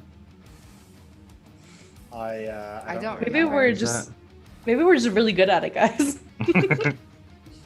Yeah, but being good at it means you win usually. I love that the one time I'm like, we're rolling high to summon things. It's like, cool. Easy clap, 100. So that happens. And now it's the General Commander's turn, and he's like, oh shit. He is going to shoot this guy right behind him, or he's going to try to anyway. With his big ass gun. This He's going to guy? hit him. Oh shit. This dude right here. Yeah, that's what I thought. Okay. And he hits him for 8 damage. NC, what's up? Ooh. I'm gonna knock out that little troll right next to me. Hell yeah, dude. And then is he undead? Yeah, he's undead. Oh, so I all can do these that. dudes are undead, yeah. So is there 16? Is 13 hit? Oh yeah. All right. I'm gonna tell you right now, they all have the same armor class, and it's 8. Just to save a little bit of time here. Man, I don't even know Don't if I forget about can your miss. temporary hit points, by the way. That's true. Yeah, is that what? 4? So that's 16. Yeah, so Okay. this guy took 25 damage. Yeah, Is you he still fucked his- standing? He is still standing, yeah. All right. Well, then I'm gonna flurry of blows him.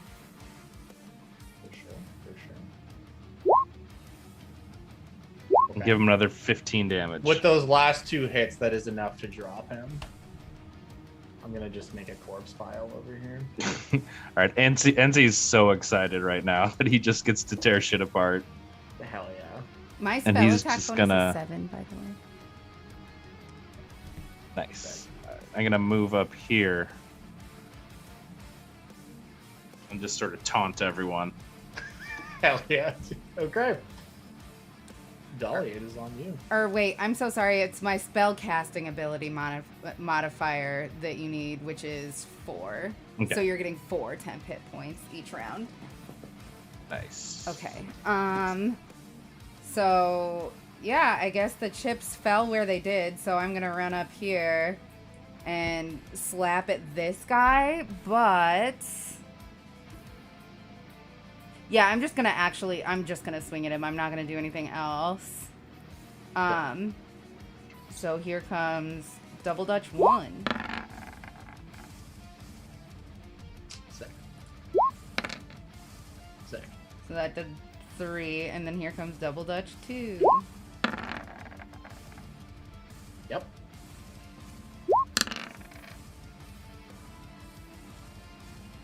I don't suppose that's enough to take him out. It is not. All right, then Rags is gonna come up and try to finish him off here. Okay. I believe in you.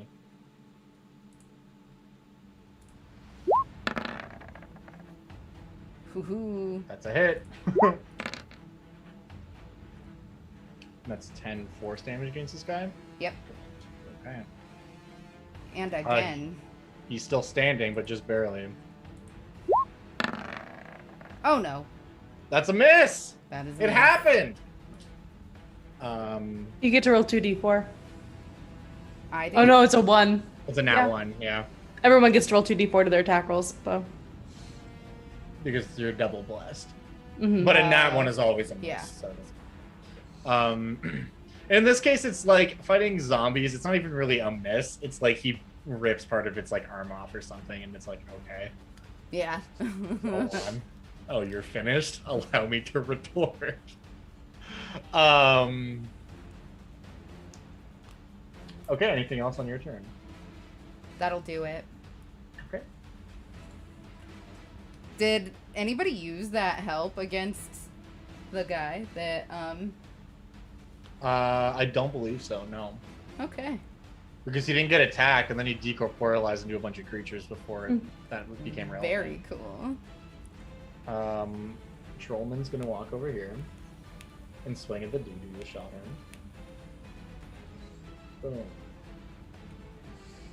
And is going to score a critical hit. Legend.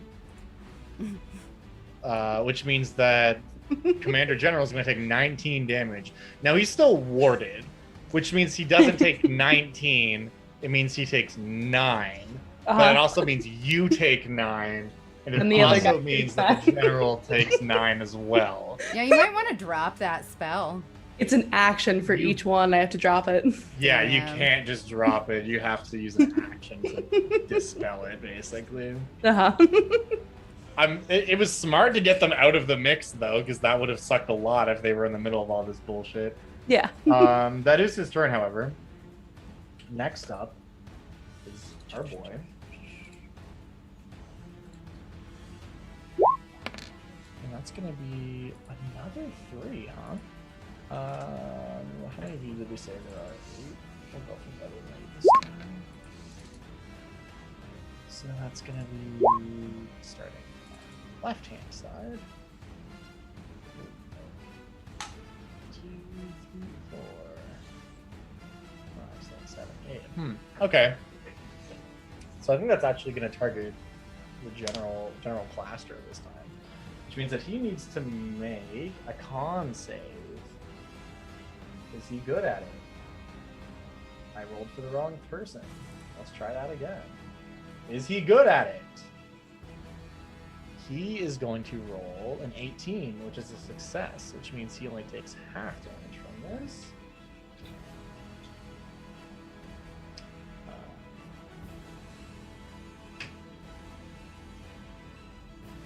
So he's going to only take 15 damage, which is then halved to 7. So he takes 7 damage, which means that Hurrah takes 7 damage, Yeah. which also means that Commander General takes 7 damage.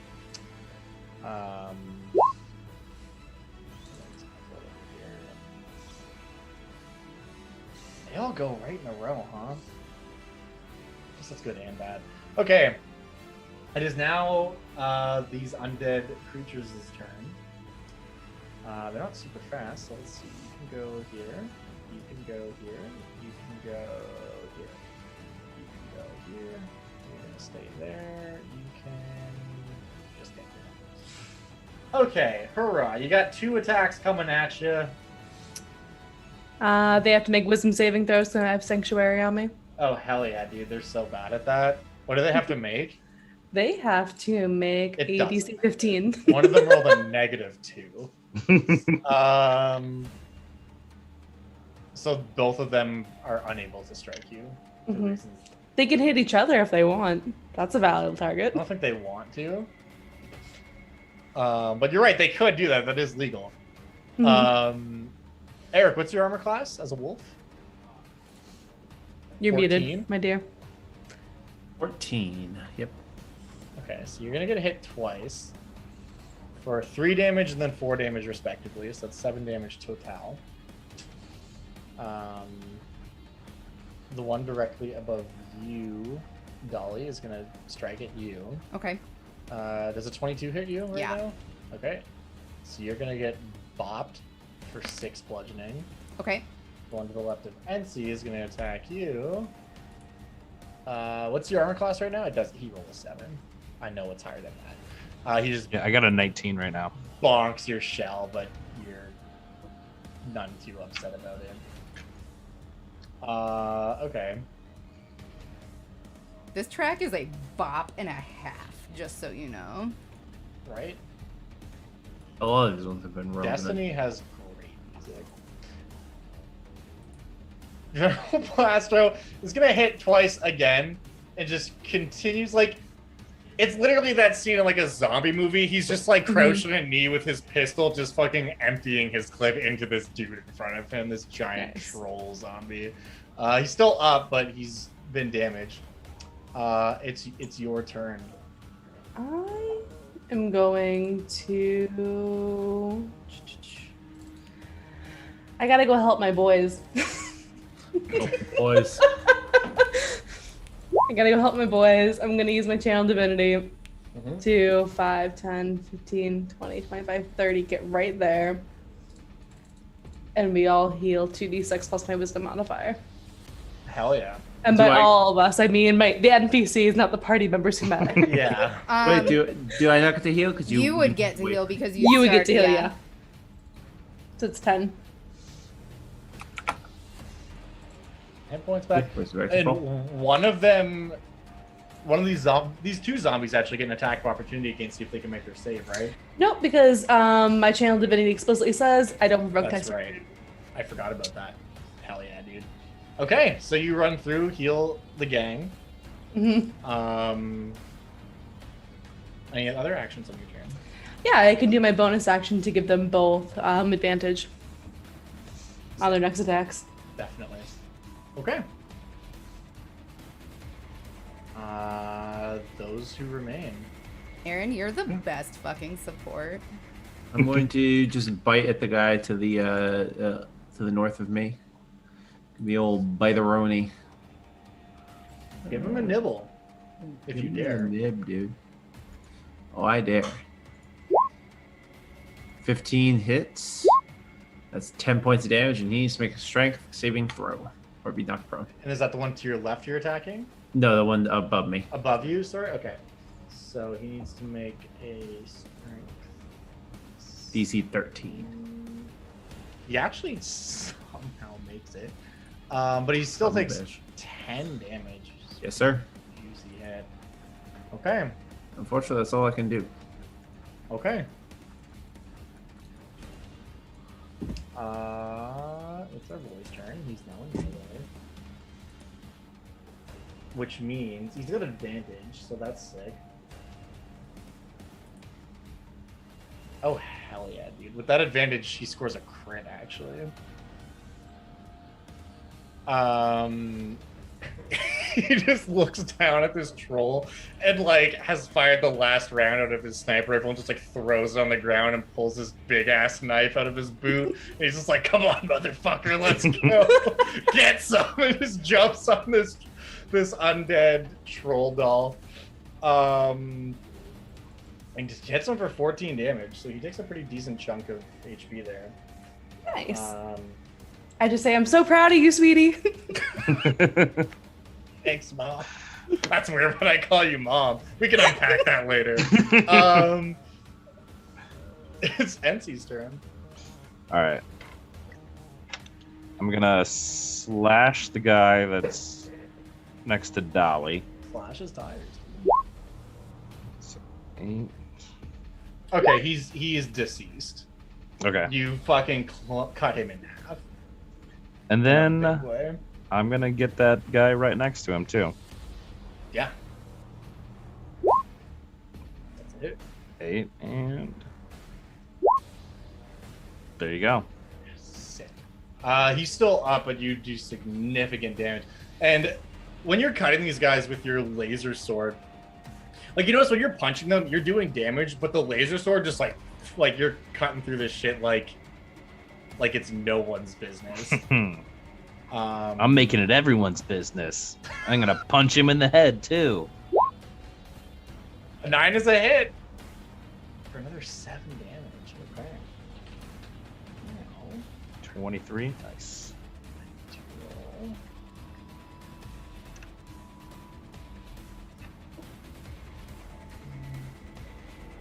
Okay. Hell yeah. So this one, you feel like that a hit should have killed it. Like, you just fucking smash its face and its head, like, you hear a sickening crack as, like, the plastic breaks. But then its head just kind of, like, lurches back up and repositions itself as it doesn't die. That's weird. It's a zombie. It's a zombie. Any further actions on your part? That'll be it for me. Okie dokie. Dolly. Thank you. Okay, I am going to. Keep those subs,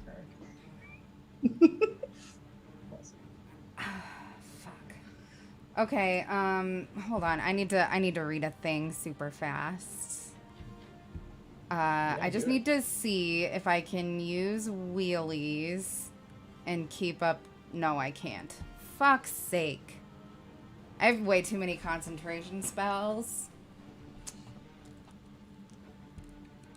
That's like the number one thing I look for when at my spell selection. It's like, what am I going to be using my concentration on every single combat? The answer is bless for me. It's just such a good spell. Bless is super stupid good. All right, well, I'll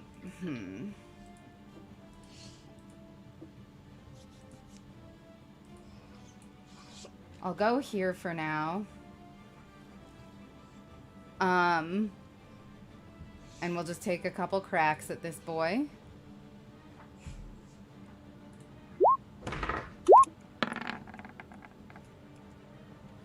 Hit. Good hit. Also hit. Yeah, I'll take 12 damage. Okay. And then,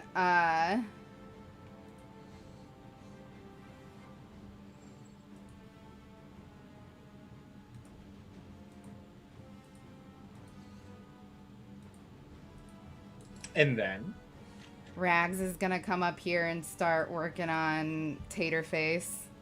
Sure. Make attack roll.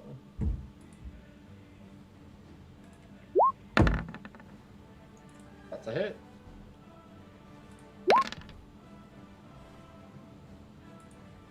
That's 8 force damage. Very cool.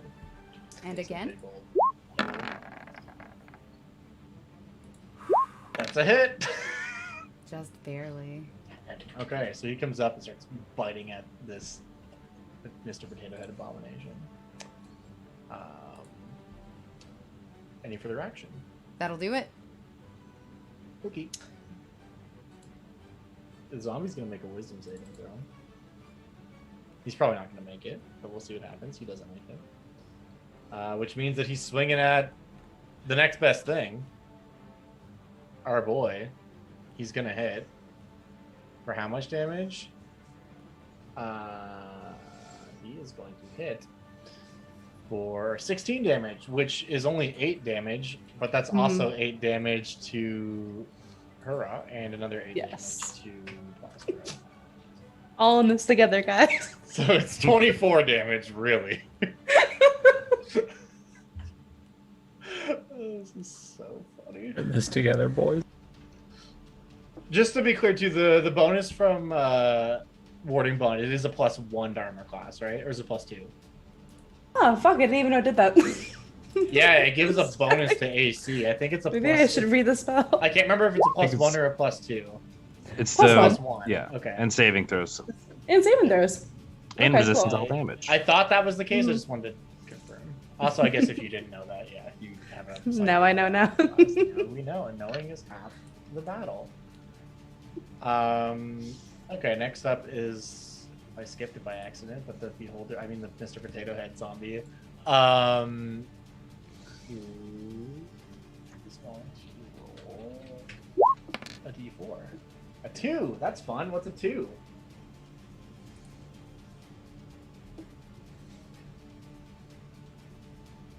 Huh. Did I fuck this up somehow?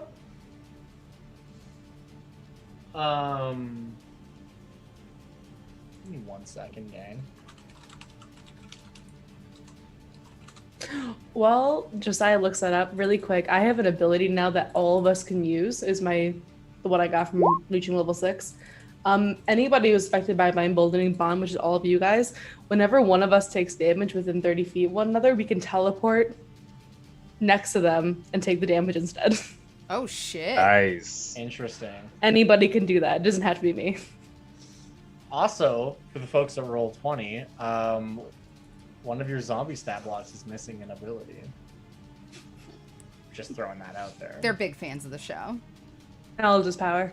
They should be. Feeling sweet. Anyway, okay, so what I need is for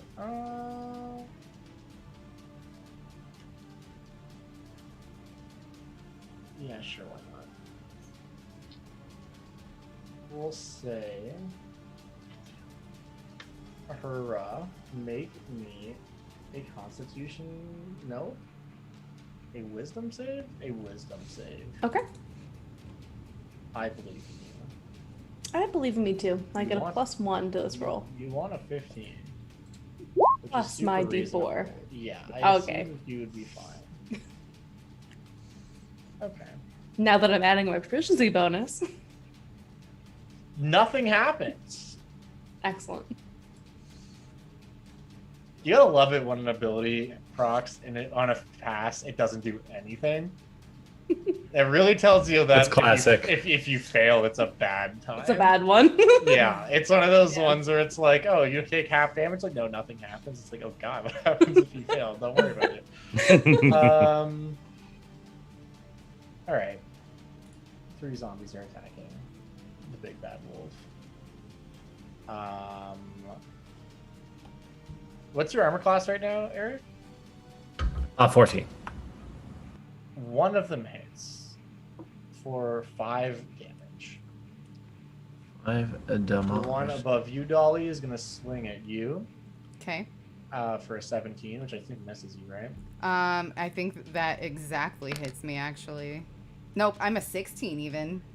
Oh. I don't know why I thought your armor class was higher. I think you can make it higher. Anyway. You know what? That's I think 4. I will. That's 4 damage coming your way. By... Okay, never mind. You can shield if that's what you were thinking. No, it's fine. Okay. I'll just take it. The one attacking NC misses entirely. With akimbo 5s on the board. Alright. He gets to roll with advantage. He does. My boy. He's gonna, like, take a step here. And keep doing what he was doing. Which is shoot twice. And he dodged a nat 1 because of that advantage, so that's cool. Okay, so now we need to roll a DC 10 Constitution saving throw, which passes. Okay. So again, you see him shooting this zombie and like does damage to it that no one should be able to survive, but it does because the dead don't die. Rich get richer. All right. What is dead may never die. I think I'm gonna heal. Who are you healing? 60 feet. Everyone. Everyone? If you hit the zombies with heals, doesn't it hurt them? Not in this edition. 5e now. In previous editions, it would be. Amazing. Up to 6 Zombies are creatures. Bastards in 3rd edition. So 1, 2, 3, 4, 5, 6. So everybody but the toy. The toy. The dog toy. I was just going to say, you have to be a little bit more specific. Everyone but the toy, except for Rags and Rainbow Dot. Hell yeah, dude. Make that roll. Yeah, I gotta roll. I believe in you. Seven. That's real good for me. Thank you.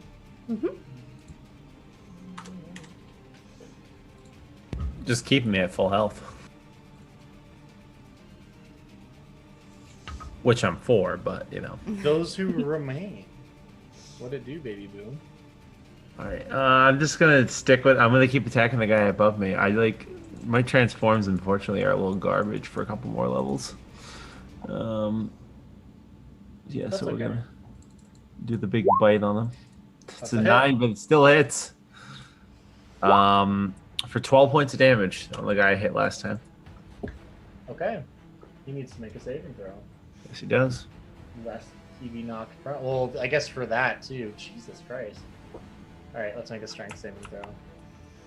Well, the good news is he's knocked prone. The bad news is he's not dead.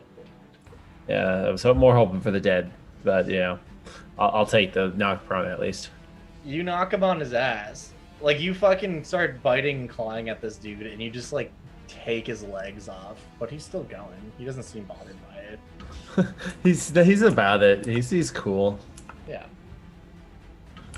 Really, it's just about good vibes here.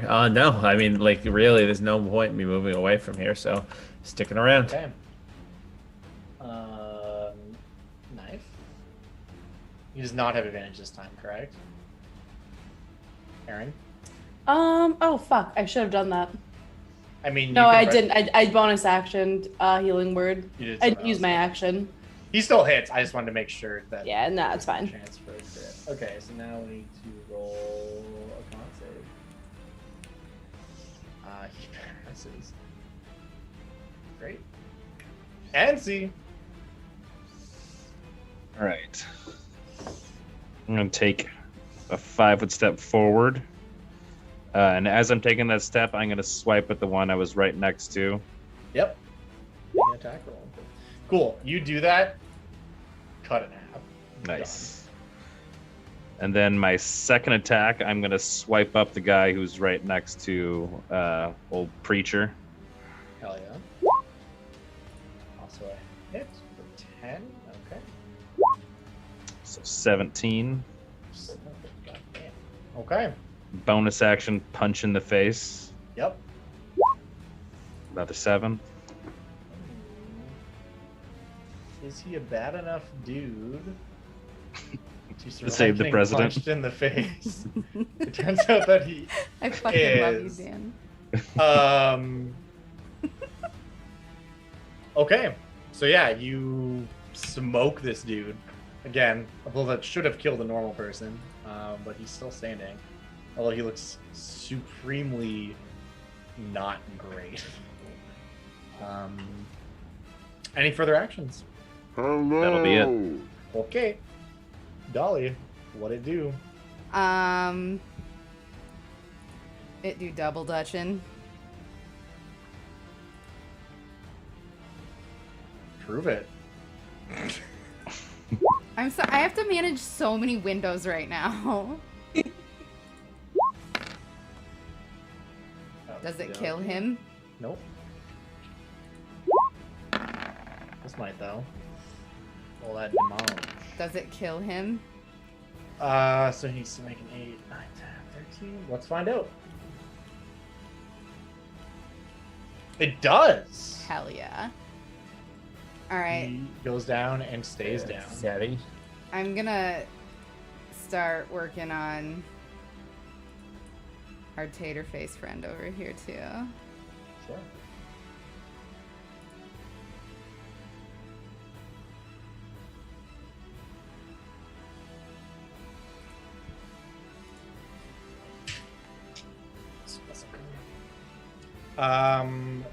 Anything else going on with you or Baxter? Oh, yeah, sorry, Rags needs to go now. Or Rags, sorry, He's just not gonna Baxter. scary snuggle twice here. Prove it. That's a hit. 5. Okay. Damn it, Rags. That's also a hit. Good boy, Rags. 6. Is that the threshold? Yeah. 5 damage, anything more than 5 that, he's a good is boy. a pittance. 6 is a good boy. Very cool. Okay. Here comes a wisdom save from a troll zombie. Are you a wise enough dude? Oh my god, wait. What's the DC he has to make? To hit you, Aaron? To hit me? 15? Yeah. Oh, it's a 15. Okay. Because he pulled the old nat 20, but a total of 18. And I was like, wait, is that even enough? Like, can these guys even hit you? Mhm. Okay. So he can hit you. Mhm. But now he has to actually do it. So let's see how that goes. Does a 20 meet your AC? It does. So you are going to take 13 bludgeoning damage, which is actually 6 damage. Mhm. And 6 damage. And 6 damage. Next up is this mad lad. I just got my actual D4 out to speed up this process a lot. Okay. So going from left to right, this actually matters a lot. I'm gonna roll this openly too. This is a bad one. NC is 1. Those that remain is 2. Dolly's 3. Rags is 4. Plaster is 5. Hurrah is 6. Jaboy is 7. Captain General. Rainbow Dot is 8. Mm-hmm. Let's roll 1d. Just to see who this targets, because this is... Rainbow Dot is about to have a bad time, is what this translates to. I need Rainbow Dot to make a dexterity saving throw, if he would be so kind. Okay. He does not pass. Okay. He was trying to hit a 15. Mm-hmm.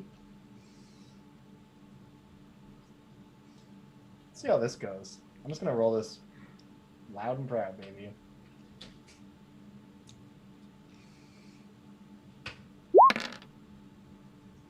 He's going to take 63 damage. A rainbow dot. Is that enough to reduce him to 0? Oh, definitely. He has 19 health points. Cool. Rainbow Dot becomes a pile of fucking ash as this Mr. Potato Head, one of its eyes, like, disjointed from the others, clocks its way towards him. And there's just this, like, sickening, bassy tone as this little thin green line hits Rainbow Dash, and then like Avengers Infinity War style, he just starts to evaporate from the point of contact as he is disintegrated. What? As it's just like his head, he just goes, "Oh bother," then ceases to be. Anyway, that's its turn. Now it's the zombies. I'm not a fan of this. Permanently? Hard to say. Hard to say. I'll ask questions on my turn. Slam, slam, slam. One of these zombies is going to hit you, Eric, for 5 bludgeoning damage. Heard. Somebody's worked in kitchens. I got it from Scott. Oh. General Plastro's turn. He's going to take 2 shots again. Both hit. So realistically, this just means we're rolling 2 con saves to see if the troll rolls low enough to die finally. He might on the second one. I guess that damage matters. I guess damage matters in the first one too. It's just probably unlikely. He's just taking bullets and not dying. Hurrah, it's your turn. All right. I have questions. Yeah. So Mourning is a bonus action, just to let you know. It is a free action to cry. But normally I could just cast Feinstein to get Rainbow Dad back, right? But would it be the same horse, or would you make it be a different horse? And if so, can I use Revivify? I guess we'll find out, dude, when the time comes. Well, should I use Revivify now? Oh, I understand. I don't think you can use Revivify because he was disintegrated. That is actually. I think literally the only thing they can do is a true resurrection. So Disintegrate specifies that if a creature is reduced to 0 hit points by this ability, its body is disintegrated into ash. Okay. If the target is large or smaller, its entire body disappears. Then we'll see if I can do Feinstein again. At this point, all you can do is pray. So at that point, like regardless of what my ruling would be on it personally, you can't cast Revivify anyway. It's not an option. Right. Okay, so we'll see if Feinstein works in a minute after the combat. Well, heck. I think I will just hit everybody with another mass heal. Everybody will take it. Mm-hmm. Hell yeah.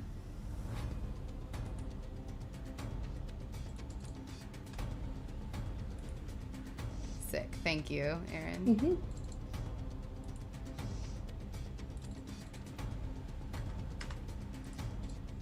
Okay. Anything else you want to do? Yeah. I'll give my boys advantage. Hell yeah. With my tan crew. Yeah. The crew. Those who remain. All right, so story first, you know the deal. There's a guy here that needs dying. Oh no, I have advantage to attack him. Well, that's true. That's a hit. Just in case I get a crit. Let me roll again. Yeah, please do. Yeah, that is not a crit, but is a hit, and for 8 points of damage. Okay, so he needs to make a 13, and he does. He's still alive. Just die. Great, dude. Okay. Bastard. General Commander is gonna see if he can finally knife this dude. He's got advantage, which dodges a nat 1 again. Okay. So this guy needs to make a 10 on a Constitution saving throw to not die. He rolls an 8. He finally manages to kill this dude. After being shot like 100 times and stabbed many times, the troll doll finally goes down. Then he is going to... Like a bitch. After disintegrating a fucking horse, though. That wasn't the troll who did that. Oh, That was was fucking potato head. You're right. But still, it's Don't Etsy's worry, turn. we're gonna kill him back. Oh, damn right we are. Because Etsy just like, hey, that's not cool. And then he's going to move all the way over. He's just gonna say, preach, you got this. And he's gonna... There's a theme in this campaign of abandoning Eric and wolf form to swarms of enemies. Yeah, it's literally all I'm good for. I don't do a lot of damage. My thing is I tank. If he ever gets too big, Joe, we can teleport to him and take the damage for him. Okay, so that's 13. And then another 10. God damn. Putting in fucking work on this boy. And then Fury of Blows. We'll do 2 unarmed.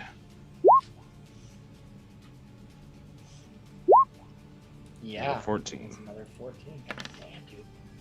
So you're just punching and slashing at this thing. It's like a couple times you stab him, you make a couple extra holes where maybe one of those eye things could fit in. I'm ripping him out. Yeah, pull out one of his fucking eyes. You get the impression he would be screaming, but he doesn't have a mouth, so it just comes across He just starts as like blinking a vague, uncomfortable loudly. shuddering. Cool. I'm trying to like stare it down, but I don't know which eye to stare at. So I'm just taking turns at each eye. But if you win the staring contest, you become the king of the blanket fort. So Okay. Dolly. all right. When I look over at NC, how's he doing? I'm doing fantastic, honestly. All right. I haven't been hit since before this fight. I'm gonna drop the heroism on you then, or I'm sorry, the display model, and I'm gonna cast batteries included with my bonus action. What type of damage are you applying to it? Let's call it thunder. Sure. Sloppy that, fam. Fam-wise slam G. Alright. That's a hit. How much damage is it, though? Alright. Plus your arcane weapon damage, right? So an additional 2 thunder. Is he dead? He's not dead. Okay. That's a hit. Just barely.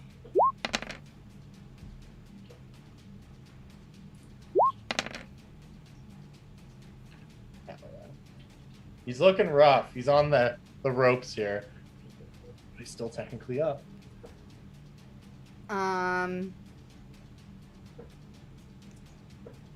So that's it for Dolly.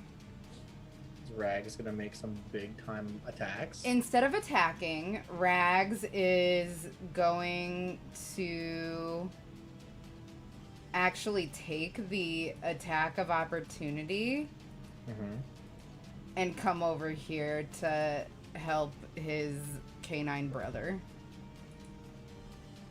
Okay. Let's see how this goes. He will take an attack of opportunity. Let's see if it goes. Or no, he's gonna use his action to disengage. Can he do that? Certainly, yeah. Okay, he'll use his action to disengage and then run over. And next round, Eric, he'll start doing the help action on you every time. Gotcha. With his turn. Cool. Until all the guys around you are dead. So, let's see. Come on, give me a big 4 here. Let's get another one of those. Let's make something not be integrated anymore. Let's make it happen. I mean, I wanted to, but Instead of making it happen, though, you should don't. Etsy, I need you Stop. to make me a Constitution saving throw. Don't worry, this isn't the super scary one. That's I'm still blessed, though. I'm You still are blessed. Still blessed. I get 2, right? You get 2d4. It's 2d4. 12. So that's 12, which is not quite enough. What happens to you? It's not the bad one, so don't worry. You're not about to become a pile of horse dust. Specifically horse dust. You are paralyzed, however. You don't take any damage, but you are paralyzed for 1 minute. But you get to make a saving throw on each of your turns to not be paralyzed anymore. However, it is at the end of each turn, so that means you're going to miss at least 1 turn. That's what I figured. Okay. Zombies. Boom, boom, boom. What's your armor class, Eric? 14. 14? Yeah. I'll remember one day. Oh, man, they all hit you. That's 4, 4, 7. Oh, man. Might actually keep damage on me this time. So that's 15 total. Astro's going to do what he does best, which is the same thing he's done every single round, which is just continue firing his gun. He's going to hit twice.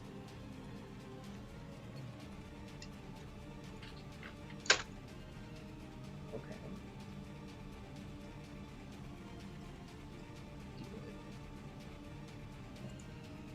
Okay. I'll move up a little bit. It's your turn, Hurrah, Princess of Peace. I put away the sword, and I take up the staff. Your sword with the cork on it? Yeah, I take up the staff. Okay. I'm gonna fire off it's the bonk 5 the clock. charges of magic missiles. Okay. Roll those d4s. So what's important here is each one of these is a separate instance of damage. Mm-hmm. That is important. Should I roll them all separately? No, I can see the Okay. separate rolls there, so that's Okay. fine. Because Mhm. each of them is a d4 plus 1, right? Right, it's why I did the 5d4 plus 5. Which is perfectly fine. So it's 16 damage total. But that means the first 3 are going to hit it. The 4th and 5th one are both potential kill shots. I don't know. So that we're getting kind of close to the end of this combat here. So I'll reveal the mechanics here for those of you who don't already know.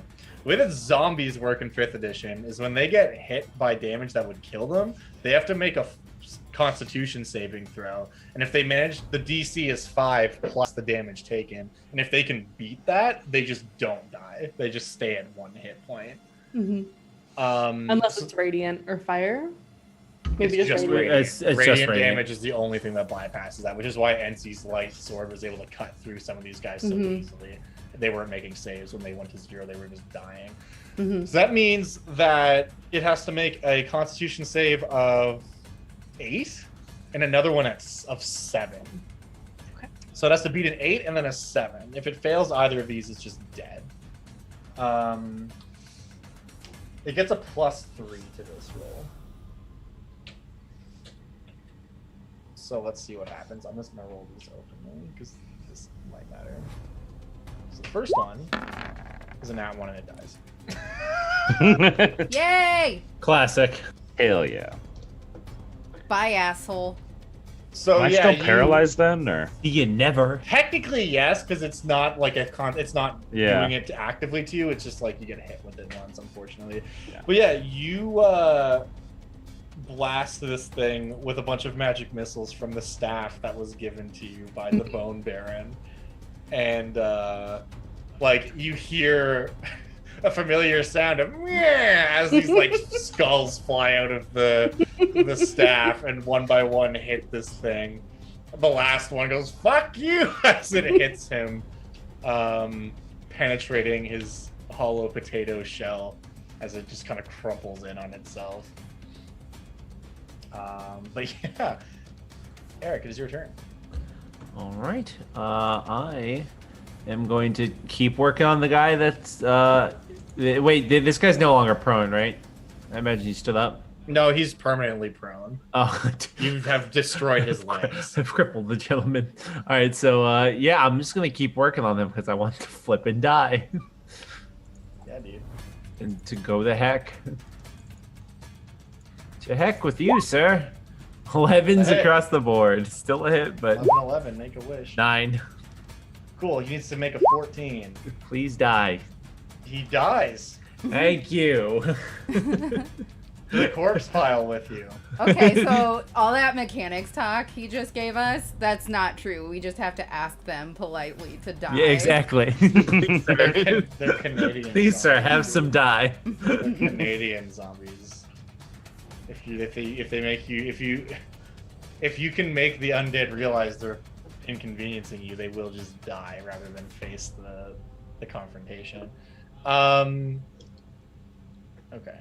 Oh no. I'm so sorry. He's gonna run over there and hit with his knife. Alright, cool. So we need to make a 12 here. Easy, dude. Easy clap. NC. You're paralyzed this round, but you can make a save at the end of your turn here. Still another con? It's the same save, yeah. You hit a 14, easy. Nah. You are no Hell longer yeah. paralyzed. You snap out of it in a big way. Dolly, it's you / Rags. Okay, so we are going to... Sorry, I have to move my windows around here. That's okay.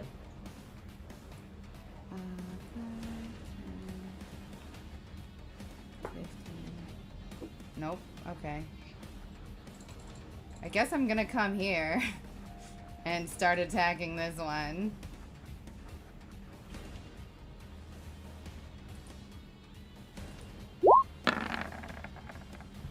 That's a hit. Okay. And add your elemental damage on top of that as well. So he needs to make a 15 here. It's actually a bit of a challenge, so let's see how he does. That was a 9. Sick. So this guy is like a Stretch Armstrong zombie who's just been like wailing on Erica's a wolf, and you like go with your devil dutch and smack him and like stretch his head super far, but it's like just far enough the tension snaps and his head just goes fucking flying. He's dead.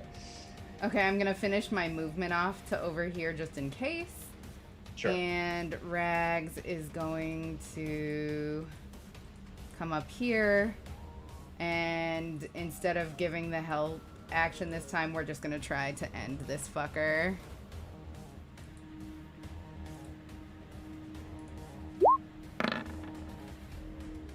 Nice. Alright, so he needs to make a 10. He does it. He's still Okay. alive. One more. Dude. It's a hit. Fuck. For 5 force again. Yeah, so it's the same thing. He needs to make a 10. And he does it. Fuck. I should have just given the help action. I mean, honestly, at this point, like, you guys are just trying to force a low roll. Like, combat is basically over, but... Or when Enzo gets over there and just ends it. Right. For the sake of doing our due diligence, Zombie's gonna slam you, Eric. Welcome to the slam. It's a 16. I'm actually going to use my reaction to teleport over there, and I'll take that damage for him. Hell yeah, dude. Classic. So you take 6 bludgeoning damage. Yo. Alright, it's Blasco's turn. Can he make it happen? Can he do it to him? Boom, boom. 2 shots. Rogers. They're both hits. So that's going to be a 5 and a 4, respectively. So we need to beat a 10 and then a 9. Can you beat a 10? You can. Can you beat a 9? You can. He just refuses to die. Go ahead, Aaron. Who's next in initiative? Throw order? a Those rock remain. at it. Right. I don't have anything. 5, 10, 15, 20, 25. But you guys are next in initiative order, so I'm going to give them the help action with my tandem technician to give them advantage. Hell yeah. Hell yeah. smash cut to this one zombie slowly whittling down the entire party. Yeah, 20 rounds later, we're like, oh my god, he's killing us all! Run! When I said that this Arby's was cursed, I wasn't being hyperbolic. I mean, every Arby's is cursed, honestly. This one just more so. All right, you know the drill. He's getting the bite. Sure do. I've got my save. He's got advantage. He's getting hit. He's gonna make a strength saving throw. He's taking 15. So that's great. So he needs to make a 20 here, which is possible. He just has to hit a 17 on the dice. Just please don't. Is the thing. Oh, so close. With a final swipe of Lego Tooth and Claw, the last of these accursed creatures does indeed fall before the party. And all goes silent in the Everything Arby's. I'm gonna go through and I'm just gonna like stab each of them through the head with my sword just to make sure. Totally. And they do indeed remain dead. So we're gonna take a break now because we're an hour and a half since our last one. So we're gonna take 5. Actually, we're like halfway through. We're in the middle of the shit here, so this will probably be like 7 to 8 minutes. This will be a little bit of a longer break. But yeah, we'll hit you guys with our BRB screen, and we will indeed BRB. Hang tight, chat. Battleship Armed. Battleship Armed. We're talking instant programming, free skill levels, and only Milton Bradley's got them. Carrier hit. Carrier hit. Against the computer or opponent, your mission, sink the enemy's fleet. Battleship sunk. Battleship sunk. Yeah, now you're talking. Electronic talking battleship and original battleship, only from Milton Bradley.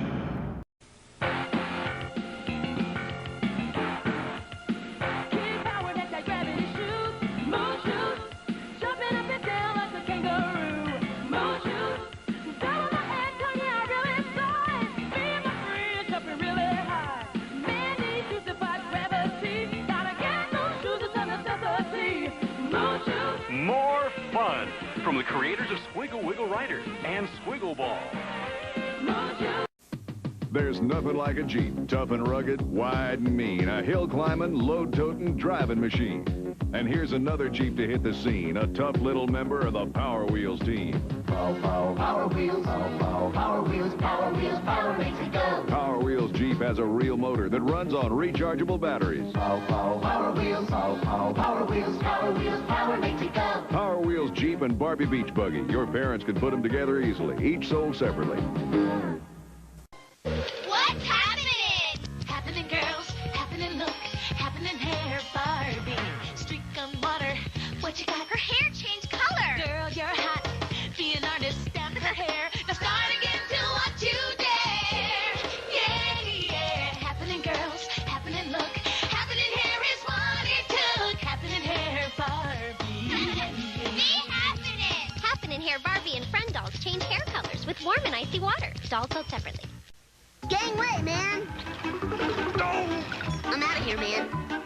Come back here, you. It's the Simpsons from Mattel. Don't have a cow, Homer. Not so fast. Eat my shorts, Nelson. Eat this. Can it, Simpson? The Simpsons figures, sofa, and boob tube sold separately, only from Mattel. I caramba! I'm mad about shopping. You're mad about mall madness. Have some madness. It's mall madness. Attention mall shoppers. It's Mall Madness, the talking shop till you drop game. Sale at the Fashion Boutique. Have some madness. It's mall madness. I love my own credit card. It's mall madness. No deposits. Take $100. All withdrawals. Have some madness. It's First out of the mall with all their stuff wins. I was born to shop. It's mall madness. The pieces into the slot, make the right selection. But be quick, you're racing the clock. Clock goes perfection. Perfection is the action-packed game where you race to fit the shapes into the slots, but you better be quick, or perfection will pop. This piece here and that piece there. Put those pieces everywhere. Be quick or beware. Out goes perfection. I did it. Perfection from Milton Bradley. Genesis does. 16-bit arcade graphics. You can't do this on Nintendo. Genesis does. 16-bit sports action. You can't do this on Nintendo. Genesis Does. Genesis Does. Genesis Does. Genesis Does. Genesis does. Get Joe Montana free, Pat Riley free, Buster Douglas free, Super Monaco GP free, or Columns free. What Nintendo don't. Buy a 16-bit Genesis system between now and October 31st and get an extra game. Once upon a time in the sewer, there were 4 cute little turtles. Who suddenly went through this incredible mutation process and became the Teenage Mutant Ninja Turtles. And then there was a sweet, charming rock musician. Who goes out of control, changes and mutates into Bebop. Oh, my. Look, they've decided to play together. And, of course, they all live happily ever after. Now they mutate. Fun playmates. She's baby rollerblade and she's skating your way with her bobbing ponytails and her real rollerblade. She thinks that she's your cool friend, always loves to play. No one can believe it when she cruises her way. Get around now, baby rollerblade. Get around now, baby rollerblade. She gets around. Baby Rollerblade, the doll with genuine rollerblade inline skate, only from Mattel. Batteries not included. Scientific research has harnessed the power of the distant sun to bring you It changes colors in the sun. Inside it's this, outside it's that. It changes colors and it changes back. Nickelodeon, Solar Cat. Space explorers are stunned. It changes colors in the sun. Inside it's this, outside it's that. The GAC of tomorrow, today. Nickelodeon, Solar Cat. Nickelodeon Solar Cat comes in 3 colors, each sold separately from Mattel. They're the cutest sky dancers yet. Wow, tiny little sky dancers. They're the sky dancers. Wow, the tiniest ones I've ever met. Even tiny baby animals too. Nice hat, sky dancers, pup. But now it's time to fly. Up, up, up. They're the teeniest, tiniest Sky Dancers. New Sky Dancers Fairy Flyers, each with adorable little launchers. They're so small, I can collect them all. Sky dancers fly just for me. New Sky Dancers Fairy Flyers. Dolls and launcher sets each sold separately. New from Galoob. Soon all the Joes will be mine! Never thrown down! The Joes attack with battlecopters and air commandos that really fly. The Cobra counterattacks, so the Joes unleash Ninja Force with real ninja action. There's Storm Shadow, Nunchuk, and Shebang. But Cobras get slice and dice. Joe and Cobra Ninja Force, battlecopters and air commandos, sold separately. Cobra's finished! No, we've only just begun. The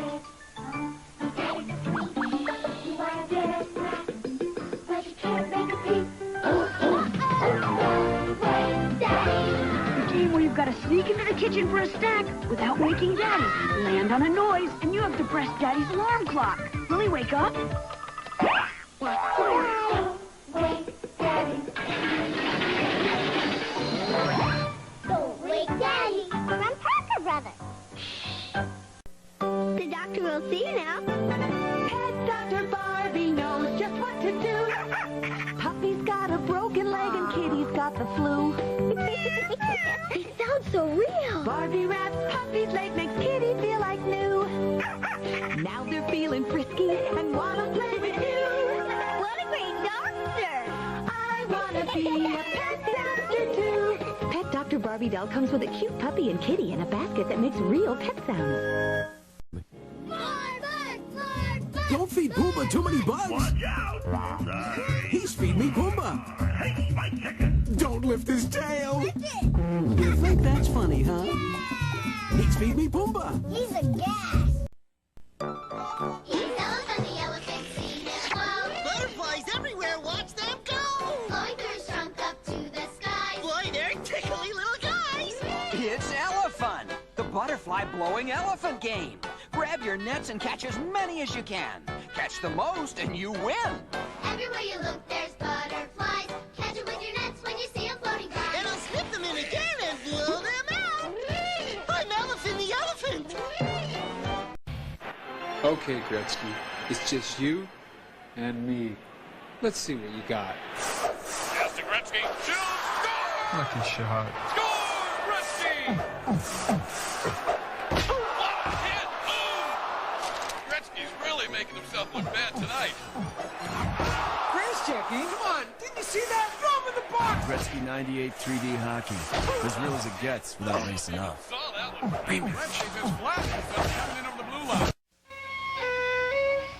I wish my violin was an electric guitar. I wish my jungle gym was really a jungle. When you wish on a treasure troll, who knows what might happen? Treasure trolls are the only trolls that have a jewel in their tummy that you can wish on. What would you wish for? I wish training wheels were better trainers. Treasure trolls, with a jewel you can wish on. From Ace. Hold on to your seat. These Micro Machines are bigger. They're new Star Wars action fleet vehicles from Micro Machines, all action-sized. For more Luke Skywalker action. X-Wing, X-Mode. More Darth Vader action. It's an air attack. They're to the max. Vader, Lord Vader. The Star Wars action fleet with Rebel and Imperial forces all ready for battle. New action size for Star Wars adventures straight from the movies. New Micro Machines Star Wars action fleet vehicles with 2 action figures each sold separately. New from Galoo. Now we can make Happy Meals at home. Yeah! Make your own Happy Meals. Tasty snacks that look so real. Fun to make, fun to eat. Looks like burgers and french fries that can't be beat. Make up, share up, so much fun. McDonald's Happy Meal Magic. With the Happy Meal Magic snack makers, you can turn everyday foods into delicious snacks. The Happy Meal Snack Maker set comes with everything you see here. Ingredients not included, assembly required. New from Mattel. What's for lunch? It's Hungry Hungry Hippos! Hungry, hungry hippos. We're hungry, hungry hippos. We love to feed our face.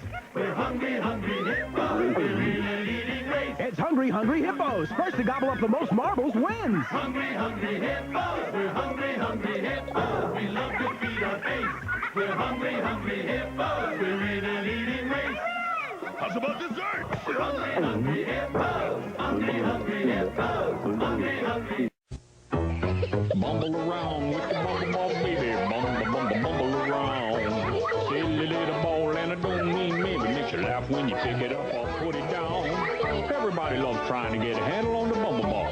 Its gentle, wacky bumbling motion keeps you busy or puts you in a tizzy. Are we having a ball or just losing our grip? Who cares? Bumble around with the bumble ball, baby. It's the wackiest ball in town. The bubble ball from Ertl. I'll give you trouble, a 6. Fun's a poppin', trouble's poppin', trying to win the race. Trouble's poppin', bubbles poppin' every place. Kids are popping, fun's are popping, mom's in trouble too. Grandma's popping, grandpa's popping, hopping over you. Everybody's popping in and out of trouble. Everybody's popping the pop-o-matic bubble. Everybody's popping in and out of trouble. Everybody's popping the pop-o-matic bubble. Trouble and double trouble from the Troublemakers at Milton Bradley.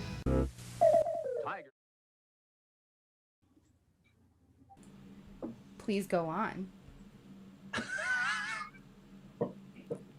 Sorry, that really threw me for a loop. That's fucking Love it. amazing. I keep on forgetting that NC's a painter and that I should be doing that. I will post that in the Discord. I so love everyone that. can Did check you it out. just make that? Yeah, during the fight. It's oh my beautiful. gosh, I love it so much. Peace at the ball pit. I'll get that set up next time, so when I'm doing the recap, I can show it on stream. Nice. That's amazing. All right. So where we left off, you lot are standing on the table as silence lingers after an uncomfortable battle with an amalgamation of old discarded zombie toys. And the silence hangs in the Arby's. What would you like to do? I openly sob over the ashes of my best friend. Dolly comes to start comforting you in any way that she can. Like, she reaches out to, like, touch your shoulder if you're receptive. She pulls you in for a hug. And I will cast Find Steed. Using a 3rd level slot. Not that it does anything, but it's the only slot I have left.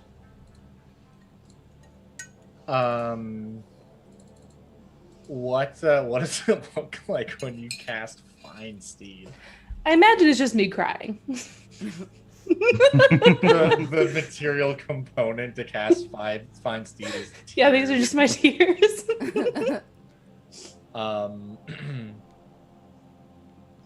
Cool.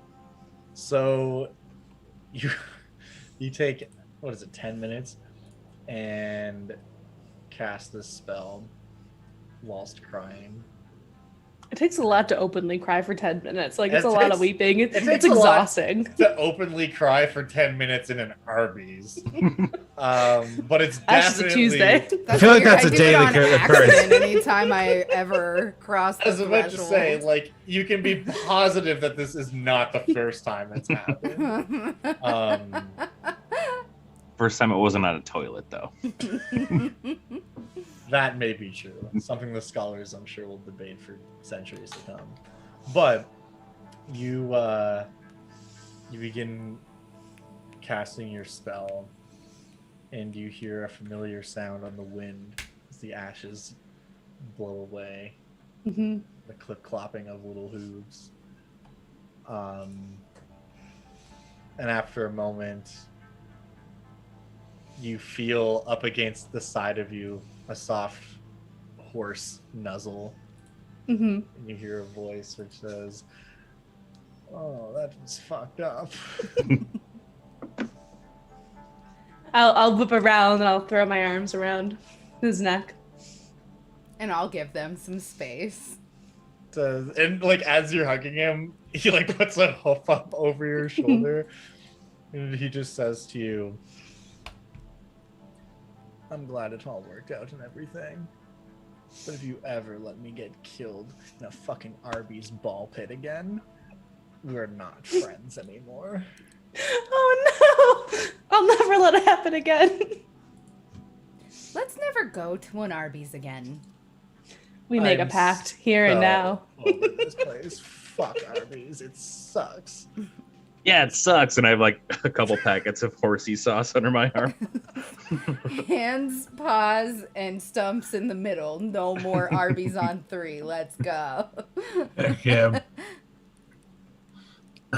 While you guys are all having this moment, you see over at the edge of the table, close to where you, in the like bottom part, the side, you saw that old carving. You see the general and the commander general.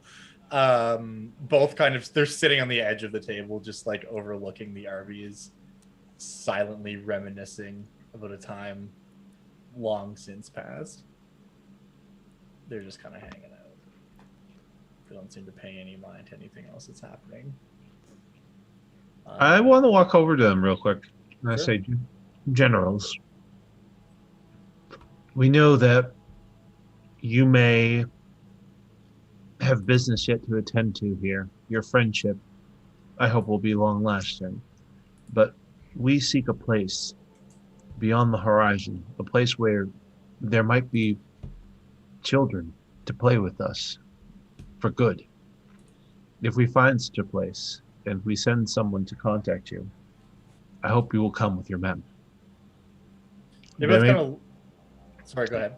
The memories you have of this place, those are beautiful memories, ones that can never be replaced. But there are new memories that can be made. You see that they both just kind of look at each other and like they're thinking about what you're saying. And You can Plaster fight without reason once more. responds, well, if you do manage to find such a place, we will certainly not stifle any who wish to join you. We may even consider joining ourselves. That is a big if. come back for my boys. And I give them a little ruffle on their plastic heads. One thing I remember about kindergarten, lots of charts. You see them both kind of lean forward, and one of them's like, listening. Oh yeah, charts for letters, charts for numbers, charts for colors, shapes, sounds, animals, game rules, classroom rules. Any kind of chart you can imagine. They even got one of those charts that you can put star stickers on when the kids do good stuff. Oh yeah. Oh fuck yeah, dude. That's my shit. now we're talking.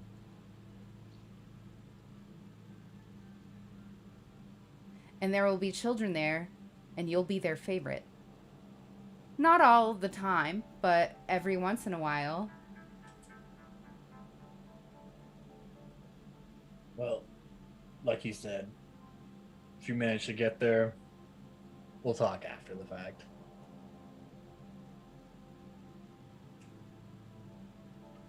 I'll be sure to remember to chart our course. Good luck, gentlemen. Are you hitting on me right now? Or is that an accident? I guess you'll have to find out in kindergarten. Ooh. But I'm pretty sure you're gay for that guy. What do you mean you're pretty sure? I Is mean, that it not just seems obvious? like it. So Yeah. even if I was It was heavily implied. coming onto you, There's nothing implicit about it. I'm gonna suck his dick as soon as you leave. well, do you guys need a ride? Okay. Jeez Louise. On the bus. It's like, no, Let's we're... get That's what you the two shell to raiser's all it. about. Hell yeah, the show is all about love, baby. One of them, Plastro comes up to you, Aaron, and puts a hand. He says, "Truly, thank you for everything you've done, but I think we will linger a while." And he just kind of like reaches down. You see the two of them holding hands. This is adorable. This went for being. This all makes sense now. This won't be the first dick sucked in this Arby's ball pit, I'm sure.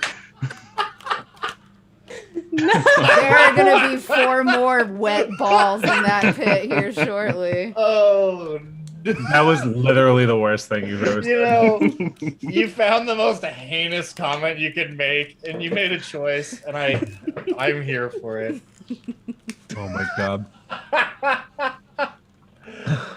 I think this is like my villain backstory. That sentence there is gonna be like what plays in the background when they're like, "What turned you evil?" And then it goes to slow-mo, grayscale, panning slowly back, and then a smash cut, and then back and forth. Yeah, yeah. Said that won't be. I'd be like, "Holy ours." shit, dude! I'm sorry." That Oh, makes sense. man. All makes sense now. Again, there's a reason why this was the only Arby's place. I also like neglected to mention this, but I feel like all the balls from the ball pit are just like different shades of like meat. Like they're all like red and pink and like. Oh god, that sounds exactly like something you would do. No. I hate how accurate it is. You need to get the fuck out of here. Yeah, no. Yeah, Out. let's just fucking go. I barely want to wait. be alive. Never mind, be here. We need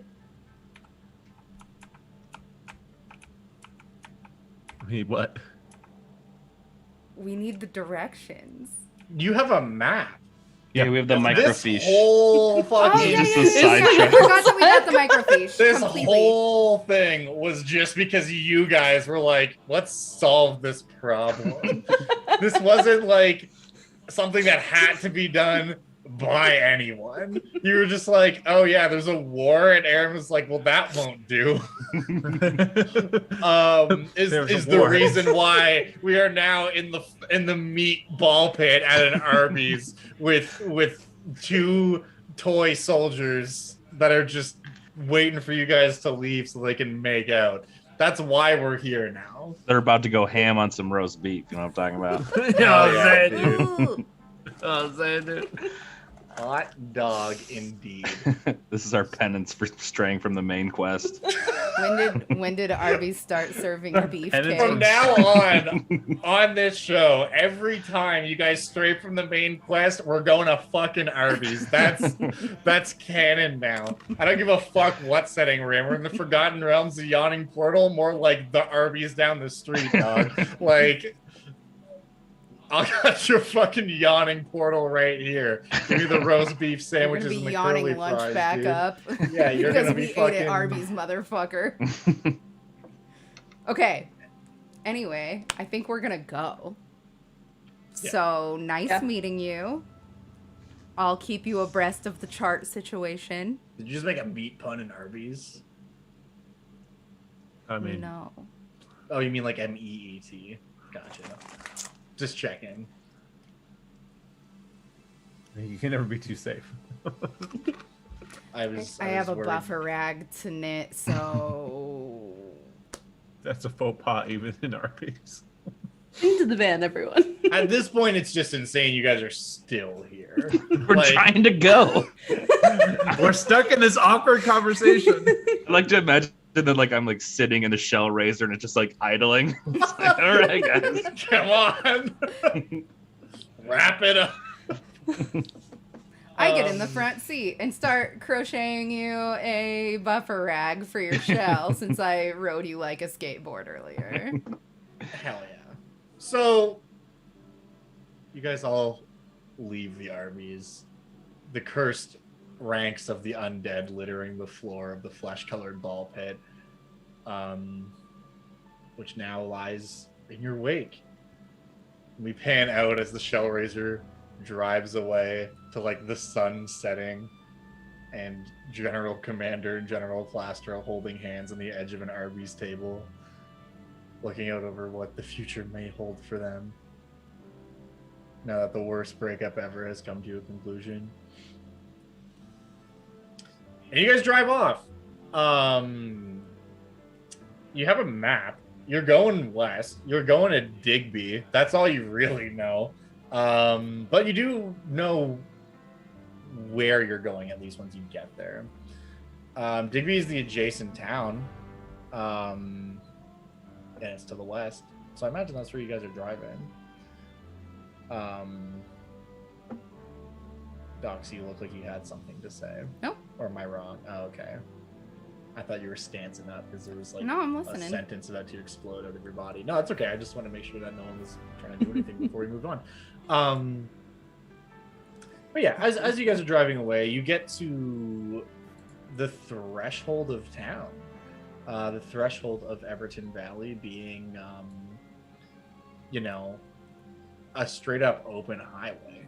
Like you're driving out towards like an exit. This part of the highway hasn't seen much traffic and the road is very degraded. Like basically no one takes this ramp down. Like this is just like, oh, that's that weird place that burned down forever ago as people rip by. Not that there's anyone ripping by right now. Nothing but open road, baby. But you do get to the final like stoplight where once you progress, you are now no longer in this town. This is the great unknown. This is entering a realm that truly no one that you've ever met or even heard of has ever been to.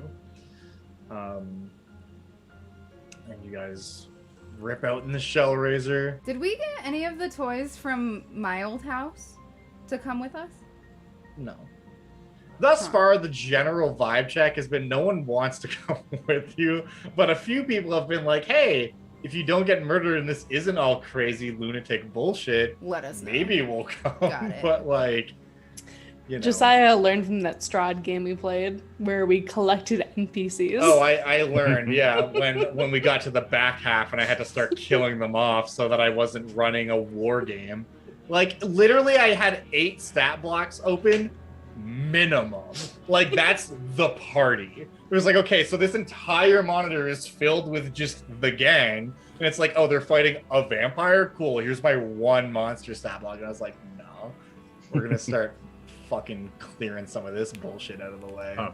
You're much nicer than I am. As soon as that started happening, I would have started murdering them. Like, you keep making friends, they'll keep dying. Well, that's kind of what happened. But then, I mean, we're getting off track here, but I'm just gonna say, I don't remember who or why or when this happened. When one of you used a Revivify to bring back like some random NPC, I was just like, fuck you. Like, I gave you a diamond. And I was like, this is your one get out of jail free card when Strahd inevitably fucks on you guys. And you're like, oh, I'm going to bring back the fucking villager. And it's just like... It wasn't a villager, it was our lizard man. It was the lizard man. And I was just like, oh, okay. We're having this conversation now. The lizard man was an enemy. He was a criminal whose fucking legacy was slaked in blood and murder for hire. And the party fucking wiped out his boys, knocked him unconscious. They're like, oh, this one's still alive. And rather than put a fucking bullet in his head like a civilized group of adventurers, they're like, let's tie him up and nurse him back to health, which they then did. And I was like, all right, fuck you. Here's a tragic backstory. He's kind of alone. A couple good persuasion rolls later, well, he's in the party now. Fuck me, I guess. I just have a DM NPC to roll. I didn't want this. This was session fucking 0, baby. This was character creation on a train, in a cave, after the train crashes. Lizard's with the gang now. Cool, I guess he's along for the ride. I tried to kill that motherfucker like 40 times. Shot in the face. Nah, dude, I take the bullet for him. Nah, dude, I blow my last healing spell. Nah, dude, I'm using my fucking diamond to resurrect him. Like, oh, Strahd can TPK us. That's fine. But I'm going to blow this 700 gold diamond, the only one we've gotten this entire campaign, to bring back the CR-1/8 fucking lizard guy from the first session on the goddamn train. So, yeah. The best part is that he never leveled up. No, he didn't. You get nothing. He shot for a D6 damage, like a +2 to his attack rolls, did nothing. He was an asshole. He was an alcoholic. He was abusive verbally to the party. We were attached to him, Yeah. so we used our diamond. He was our lizard man. No redeeming quality. Also, that breath weapon was pretty sick. And then he ended up dying anyways, and I canonically sent him to hell. I was like, he is fucking in the void, dog. Like, Jesus has decidedly turned his back on this man. He's a lizard. They don't have souls. They don't go to heaven. When lizard folk die, he can't go the anywhere. fucking light is off, dog. He's There's in Barovia. nothing, okay? He's in It's Barovia. He worse. can't go to hell. It's worse than hell. He goes to Ended nowhere. up in Wild West Barovia. Anyway, that's why we don't do NPCs in the party anymore. What a good game. I'm just driving down the exit. Driving down the exit on the highway. This is all like a book on tape that we're listening to. This is beautiful. Can I just really quick, last distraction? I'm so sorry. I really love imagining NC sitting in the driver's seat, but he has to use one of those old, like, paddles to actually control. For sure. I'm sorry. I Very just, funny. like, I got that image in my head, and I had to share it with you guys. Most deaf. Okay. We're gonna cut all this out in the YouTube upload. Put it front load it. Put it at the very beginning. Cold open. God. Fuck. You guys are causing me to get a disease. Is what's happening right now. High blood pressure. I just have a cough. Is now. it I don't Audra know. or whatever that is called that you always talk about? It's like dragon. It's Okay. like dragon rot from Sekiro, except for dying inside instead of dying really. Yeah. Dragonborn rot. Okay. So you're driving down the highway. Looking at the map, I mean, none of you guys are exactly cartographers, but anyone who wants to, you can make a survival check whilst looking at the map. You can also do investigation as well, if you prefer. I'm proficient. I'll give it a whirl. Survival is more looking based on like landmarks and stuff, and like what you understand about geography. Investigation is more looking based on like roads and street signs and that kind of thing. That was Okay, better yeah. for me. 21 and 20 is both great. 7 less so. You are guys, yeah. So you're looking at the map and kind of discussing which way you need to go and stuff, and it dawns particularly on NC and Hurrah, like while you're looking at that. It's gonna take you to get from here to Digby in this vehicle is going to take you like months because it is pretty far, and like you'll get there, but this, I mean, we're talking like an RC car. Like you're basically driving from one state to another in an RC car. You can do it. It's just gonna take a really long time. More importantly, you're not sure if the battery will last you.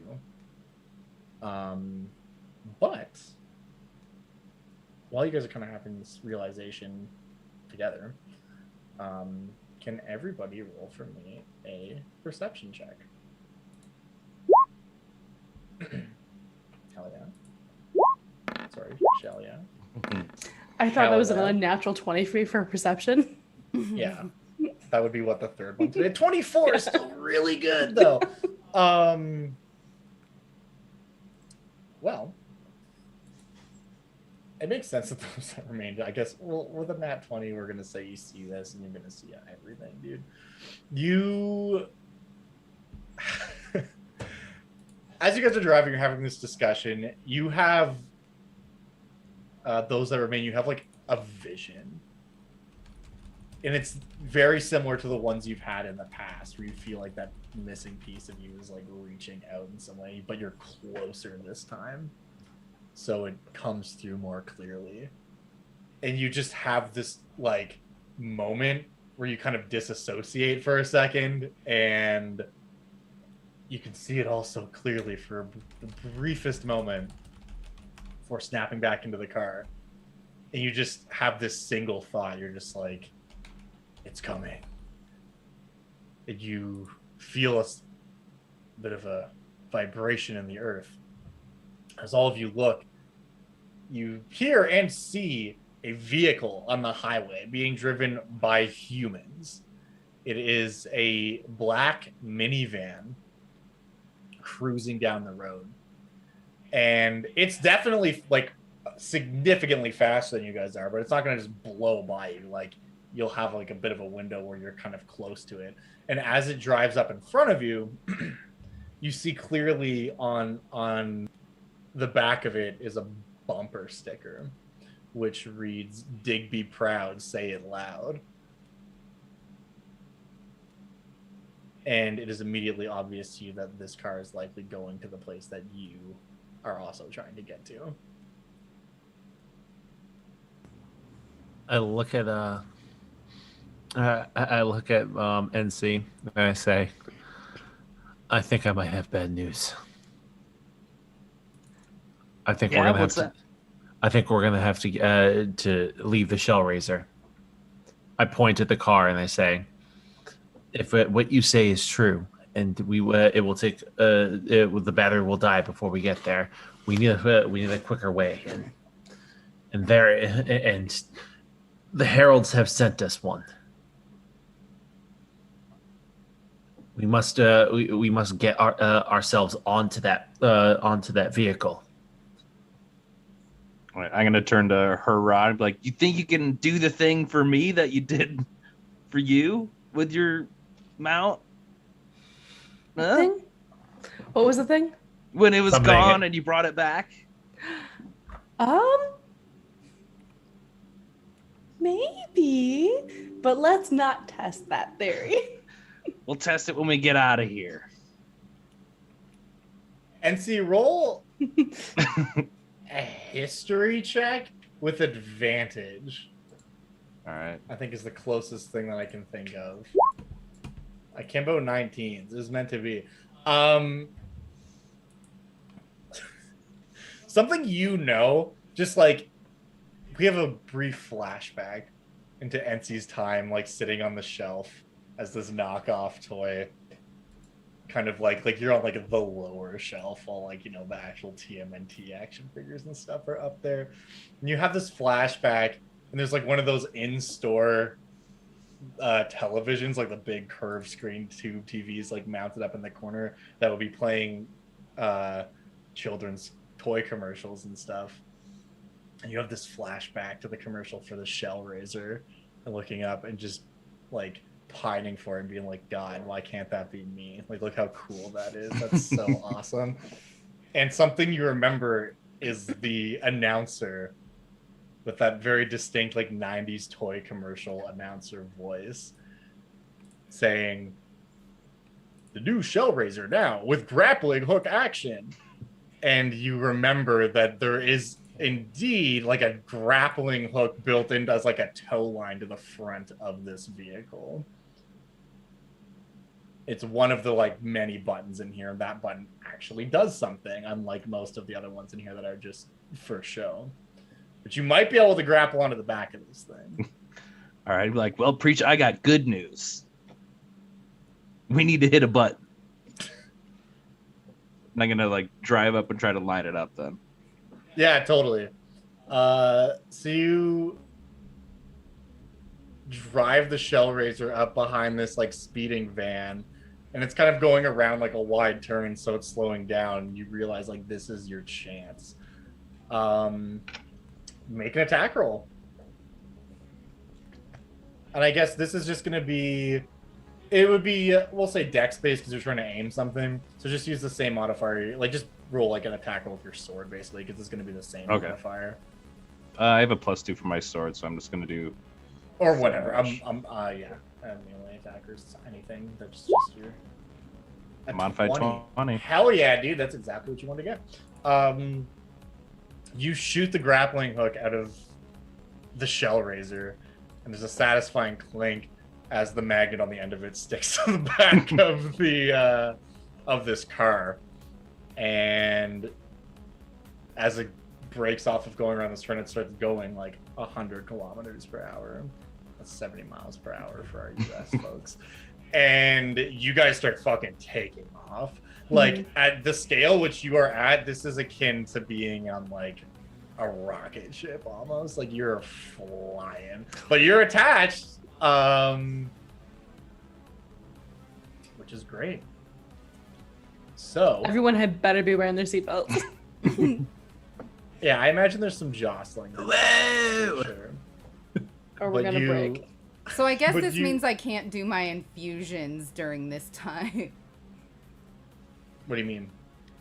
I was gonna infuse Hurrah's armor to give it a +1, and I was going to create boots of Elvenkind for NC. Yeah, this sneakers. You're gonna be driving for like probably like 6 to 8 hours. Okay. Stuck to the back of this car. Like, this is clearly a family that's on a road trip or something. Hopefully they're going back home. But I didn't even consider they weren't. You guys hopefully they don't like stop for a road trip or a pit stop at Arby's again. Fucking see the fucking like in the darkness of the sky, the red looming cowboy hat like over the tree line. The bumper sticker next to the Digby one is a Arby's bumper sticker. Sign of the beast. But yeah, no, you guys get enough time to take a long rest if you so choose, and none of you have to drive, or at least absolutely you're just on for the ride at this point. I feel like I'd be trying to like secure it, make sure that it's not going to be falling off. Most definitely, and that's something I won't even make you roll for. Like, you know this vehicle well enough that you can, you know, do your monk thing, maybe even get out there on the front and like re-secure the line and all that good stuff. But yeah, you guys finally, after a long day of forging peace between nations and hanging out at the library and fighting nightmares at the Arby's Fleshball Pit, you are on the highway to Heck. Hopefully, Dave. Or been on the highway to Heck. And yeah, you get a full 8 hours to rest. which is much needed for some. I think. I don't know. I have not been keeping track of it. So I can't do those infusions and get a long rest in. No, you can do those infusions. That's part of your long rest as an artificer. Like when you Hell take a yeah. long rest, that's the time when you get to do those infusions. Okay, sick. It's like how like wizards prepare their spells during a long rest. You get to do your infusions and stuff during your long rest. Okay. Well, sick. You guys have those infusions now. Awesome. Thank you. Hell yeah, dude. So, that is that. Now, after this great amount of time passes, you finally find yourselves driving through a city in the back of this van. This is the first time you guys have seen people probably in quite some time. You know, like as you get closer into the city, it's another small town, kind of like Everton, but like it's pretty late at night, so it's kind of hard to see. But there are houses here. There are lights on. You know, there's a person walking their dog. Like you see humans for the first time in decades. Like I said, it is nighttime, so the city is mostly asleep, but it's definitely a much different vibe here than it was in Everton. You know, the streets are actually paved. The buildings aren't falling apart. There are lights on in houses. You catch a glimpse of someone watching Judge Judy through a window. You know, civilization. Also, what I guess is worth noting. So last time you guys really saw, like this might not strike you immediately, but as you look around, you're like, oh man, things have changed. The last time you guys really saw civilization was in the 90s. It is now current year. So, you know, you're seeing a few things that you might not have seen before. There's smart cars on the road. Wait, they There brought are Nazis electric back? cars. There's a dude in the corner of the street wearing some type of red hat shaking an AK-47 in the air. Wild stuff that could only be from a fantasy realm. But it is indeed real. And eventually, the car begins to slow down even more and takes a turn into a driveway. The car comes to a full stop. And I'll tap the NC and I'll say, drive underneath their vehicle. We shouldn't be spotted. Not yet. I hear that, preach. what I will need is this is actually going to be a party check because everyone's kind of involved in this. I need a stealth roll, gang. Oh no. Are you sure? I'm fairly certain. I don't know if you know this. Not everyone has to pass. But big piles of Lego blocks are not exactly known Not for this everyone stuff. has to pass. Oh, fuck. I got 19 with disadvantage and no bonus. Will my new sneakers help me a little bit? Or? Sure. Why not? Why not? We'll give you advantage on this one. He just hangs the sneakers from like the rear view mirror. Okay, so what we've got a 19, which is great, a 10, which is a 15, which is pretty good, and a 12, which is all right. This is just gonna straight up BF coin flip at this point. Sick. Okay, so you slowly pull in underneath the car, and you hear like that distinct sound of a van, like a minivan door sliding open. And you hear a sound you haven't heard in a very long time, which is people talking. You hear these two parents. This woman gets out of the driver's seat, and her partner, she also gets out of the passenger seat, and they're just kind of like getting bags and stuff and doing their thing, getting ready to go inside. And there's this little girl with them who's maybe 12 years old, maybe 13. and she's kind of helping her parents getting bags out of the trunk and stuff like that. And you can only really see their feet at this point. And one of the parents, she goes inside, and the others kind of out there doing their thing. And this little girl stops, and then suddenly you see her face as she like crouches down and looks under the van. You see this 13-year-old girl's face, lots of freckles.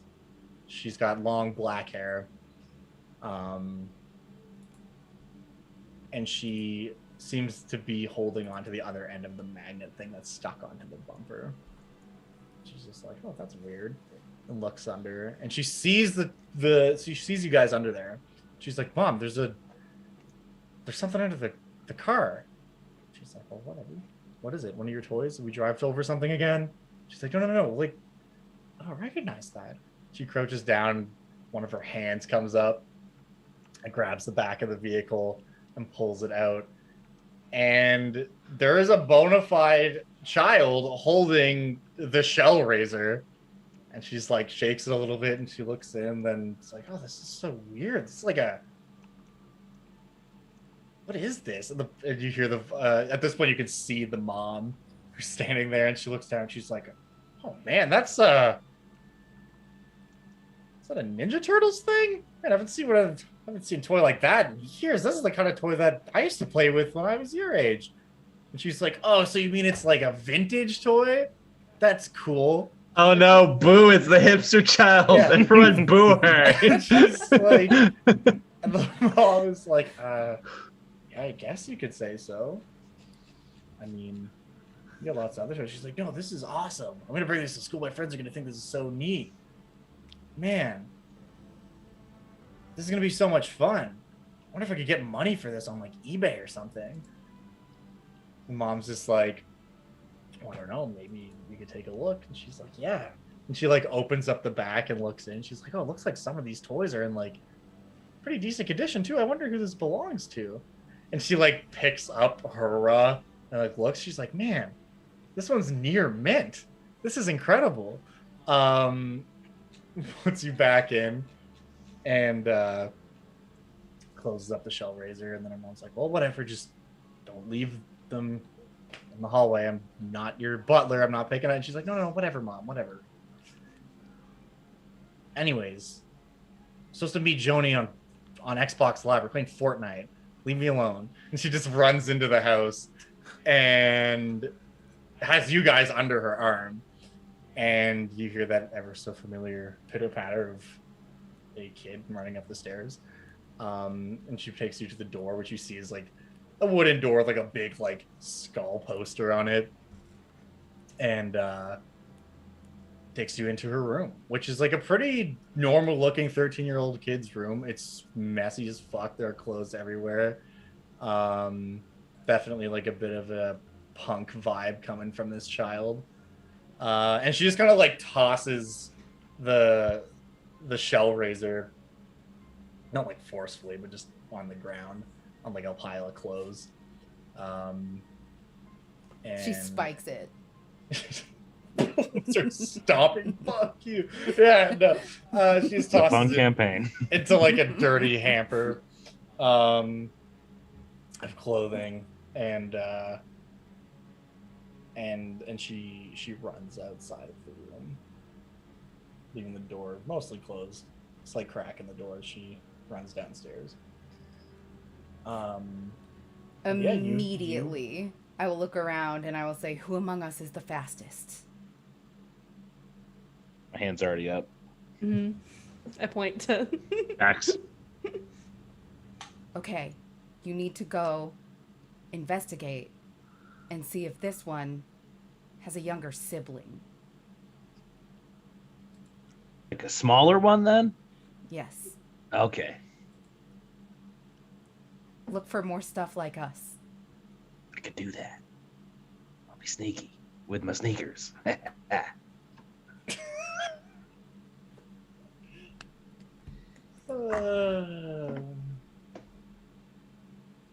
So, Or opening up the shell raiser and doing a little bit of exploring? Is that the plan? I think so, yeah. Very cool.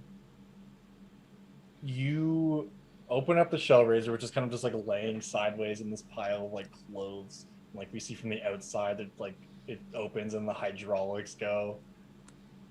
Maybe there's some mysterious steam that happens. The shell raiser opens up and you kind of have to like climb out of it because it's partially on its side. I imagine you guys are all climbing out of it at this point, at least to look around. Yeah, I'll keep a watch so that if they come, I can alert NC with a message. For sure.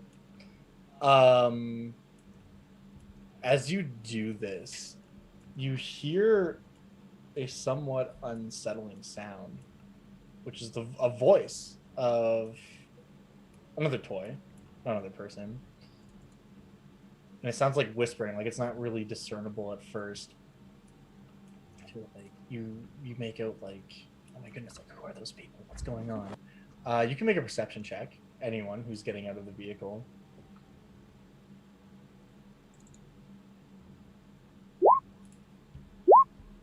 Oh yeah. I'm trying so hard. Are you getting so far? Okay, so you guys all see this. Hurrah probably first looks up. I see Which prompts everything. everyone to do so.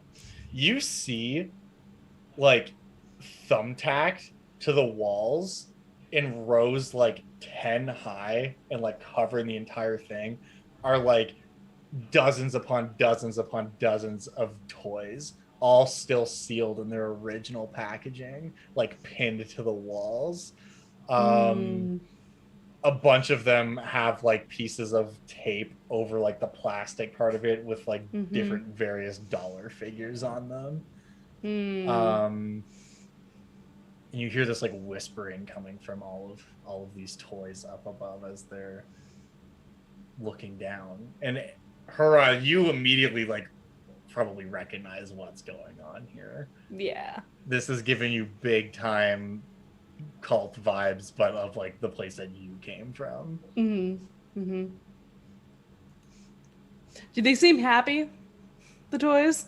It's hard to tell from this point, especially not having talked to any of them, but they're mostly whispering amongst themselves right now. They haven't said anything to you guys directly.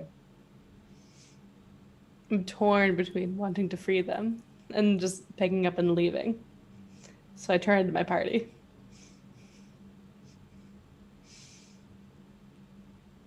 As I sort of look up at them, I look at you and I say, their fate is one that you could have had. I believe that if we can find the kindergarten, that we can come back and save all those that we have found. But if we are unsuccessful, then I fear it will all be for naught. Okay. I will not leave them to this fate if you ask me not to. If you ask us not to. There are some that choose this. Like, the Baron was happy with his life. Was. But then you were not. No, I was not. So they're all pinned to the wall. Is it like a cork board situation? No, it's just like a drywall with like a thumbtack and then the little hook part of the top of the packaging, like the cardboard part, is just like hooked onto the thumbtack. I want to get to the thumbtack. You wouldn't want to damage the packaging. Yeah. Each toy has like a thumbtack that it's. Oh, each toy has a thumbtack? That's a little too much. Yeah, they're not all like just dependent on one. Each one of them is like thumbtacked to the wall. Is there anything that could be knocked over to like kill all of them? Maybe, yeah. So the bed in here has like, it's like one of those loft beds that has like the 4 pulls that all connect and it has like curtains and stuff that hang down from it. If you were to go up there, you might be able to use one of the curtain rods to just kind of like. Yeah, that's kind of what I'm thinking. But I also think that this is more in NC's wheelhouse to do. So Climb up there, pull some stuff out. I think I might just buff up and see if he can do this. Like give him the bless, give him the emboldening bond, and give him I believe it's guidance. Sure. Yeah. Okay. So what I'm gonna need from you then, if you want to do that, is acrobatics to get up there, and then either acrobatics or athletics to actually make this happen. All right. And I'll give you the help action. All right. So- I'll re-roll that with a So it's that, and then you're rolling 3d4 on top of it. Holy shit. Well, I got a nat 20 with advantage, so. All right. Well, you definitely get up there, and honestly, in a nat 20, I'm gonna say that you just succeed.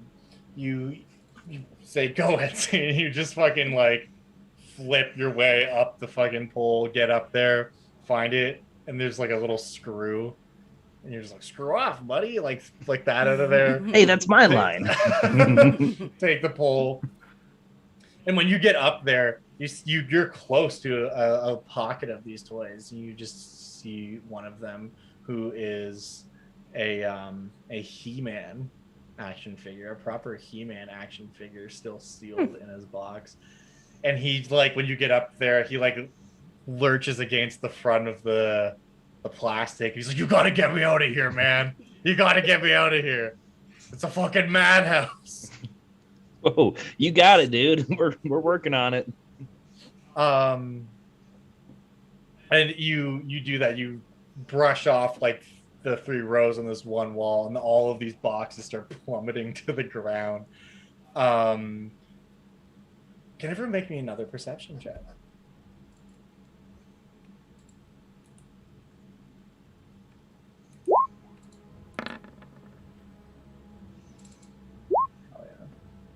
Mine was really good, guys. Ouch. Hurrah, you're the one who notices. No one else can really hear this, but Hurrah, you hear someone running up the stairs. Mm-hmm. Someone probably heard what just happened. What can I brace the door with? Against an actual human being, there are very little things in here you'll probably be able to successfully brace the door with. No one else knows she's coming back, or at least won't until it's too late. You have a choice to make in terms of what you want, how you want to play this here. Okay.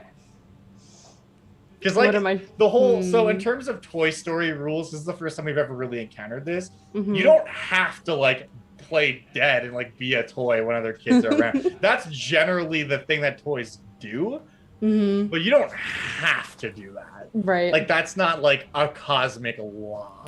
It's just like, you know, sentient toys have a way of getting fucking stomped to death by kids with overactive imaginations. But you don't have to do that at all. However, your options are basically to either just like go inert or just say fuck it and like see how this plays out, or make a run for it, or anything else you can think of. Your options are boundless, but you are the only one that hears that she's coming. Is there a lock on the door? I'm gonna say not on this bedroom door. No, there is no lock. Teenagers should have locks on their doors. I'm not gonna say anything. Okay. So you just gotta stand there like, I'm not really sure what to do here. I'm gonna help what I can. Sure. For NC. And NC, so in that case, NC, you just sweep all these toys off. Like you stand up there for enough time, and literally as the last ones fall, the door swings open, and in comes this 13-year-old girl. Like one of the toy packages falls and like hits her on the head as it comes off, and she looks up and sees you like holding this rod, and looks down and sees the rest of you like just standing there Oh no out no of no the no! shell As soon as I hear her approaching the door, I'm definitely gonna go limp. Okay, so you can go limp like as the door opens, basically. But, and I guess that's the real question: what is the play as the door swings open? Because whatever you are doing she is going to see. If that is going limp, then that's fine. Yeah, I'm gonna grab the He-Man action figure that wanted out and throw him and try to throw him in the shell raiser. I'm gonna I'm holding. I'm just go limp and just sort of tumble forward down. And because I got slow fall, so I can. I was gonna say reduce a lot of the falling damage. I can also just cast Ragdoll on you. You're also falling onto a bed, so I'm not gonna institute fall damage here. Okay. Because you're falling on a surface that's meant to be fallen on, basically. Yeah, so, I'm just gonna completely. You're just gonna drop. Okay, Yep. Sure. What's those that remain doing? I'm just falling into a pile. Okay. So you do that, and you see her come in and just look. And Aaron, you're throwing the He-Man doll into the shell raiser. Mm-hmm. He's gonna start the car. Okay, so she swings the door open. Stealing my van? No, I expect everyone to get in the van. And all these toys that were in packages, or still are in packages rather, are all laying on the ground. And everyone goes limp. And she goes wide-eyed and she's like, what the hell is going on? And then she just sees her grab this He-Man action figure and throw him in the shell raiser, and she just fucking screams. And that's where we're going to end for today. Hell yeah. This was a dramatic scream of a 13-year-old girl who just realized demons might be real. So, on that note, thank you all so much for joining us today. It's been a real romp and a riot. We'll be back again next week, same time, same place, Tuesday night, baby, with some more Toys R Us. But let's all go around and talk about ourselves a little bit. Dan, who, how, why, what, and when are you? At Fran Yildana on Twitter and Instagram. You can catch me sucking dick at the Arby's Play Pit. Whenever we're not playing, that's where I'm at, just to stay in character.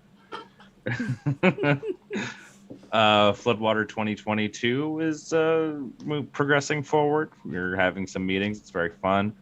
And then I'm moving to Portland in August, so you can catch me at shows when I'm out there. Hell yeah, dude. Our order is different. I mean, it's like a square. It's not like a line. Aaron, I guess. Hi. Say the words and things. My name is Erin. You can catch me here on Tuesdays. You can also look me up on Twitter. That's pretty awesome. And occasionally I stream on Eric's channel, Tweech Gamings. Hell yeah. You have to pronounce it like Tweech, though. Otherwise it doesn't count. It's true. One of you guys should say something in chat so that if people want to follow you, they can just click on your name. Just me, so Eric, say a word in chat. And then say a word with your mouth. Oh shit, many words. Hi, I'm Eric.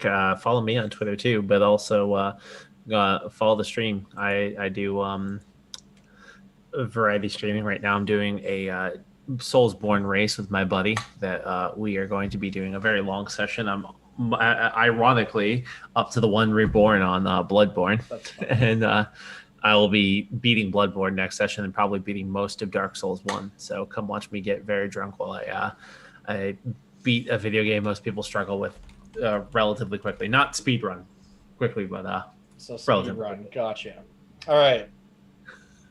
Yeah, you guys should all click on Twitch Games and chat and go follow because it is peak entertainment. I've learned so many facts watching Eric drunk stream, such as Kanye West. Yeah, he's a fact, dude. I stand by this. You have no idea the amount that Doxy and I quote that around the house. Where the Kanye West is a fact, dude. And the facts. It's beyond an inside joke. It's not even a joke. It's just us saying Kanye West is a fact because you drunkenly espouse such whilst playing Dark Souls. I stand by this. I love to. I bring this up every time, but the time where you fucking just literally walked off of a cliff, and then there's such a delay, and you just go, "Oh, I died." I don't know. The way that it all lands is just so funny. You just sound sound like you've never cared less about anything in your life than the fact that you just walked off a cliff in Dark Souls 1 in Orlando. Yeah, absolutely. I was really drunk. You were definitely wasted. Yeah. Oh, but that's fun. We have a good time there. Generally, it's my buddy who is silent, so you guys can't hear him, but he's making fun of me, so you get to hear me respond to him making fun of me, and that's a good time. Hell yeah, that's me. Very cool. Doxy, is there anything you want to say before I close this off here? Chat room, I'll be back tomorrow. Chat room, I'll be back tomorrow. Chat room, I'll be back tomorrow. It's true. And how? Well, yeah, you guys are in the right place. On this channel is where we stream. Doxy will be here tomorrow. I do just want to put this out there because I know some people have been asking about this. I will be doing my solo streams again eventually. I'm just in the middle of an insane amount of work right now. Like Titankin is coming out soon, which is that video game that I have graciously been hired to do the soundtrack for. So like that's a ton of work. And then between that and like the YouTube videos and stuff, and then D&D prepping, I just do not have the time. But that will change hopefully. 7 days a week. That'll hopefully change come August because that's when the Titankin will be out. So that's like 90% of my workflow not required anyway. So August is so far from now. I know it's going to be like a month, and the game comes out on August 11th, so it's like early August. But for the next like month and a bit, it's grind time. So I'm not going to be doing solo days, but I still try to pop in on stream when I can. But point is, you can catch Doxy here at least 5 days a week, Monday to Friday, streaming all day, every day, except Tuesday nights when we do this, and Thursday nights. If you're just here for the D&D hotness, we just started a new campaign last Thursday. Go watch that VOD. Our new it is channel so cool. series. Our new channel series we're calling Dungeons and Date Nights, which is one-on-one D&D. We're doing a new Theros campaign. If you don't know Theros, it's D&D as inspired by Greek mythology, and it's fucking awesome. So, excellent. Episode 1 was last Thursday. Episode 2 is coming at you like Cleopatra this Thursday. So, yeah, hopefully we'll see you there. Anyways, point is, if D&D is your thing, Tuesday, Thursday.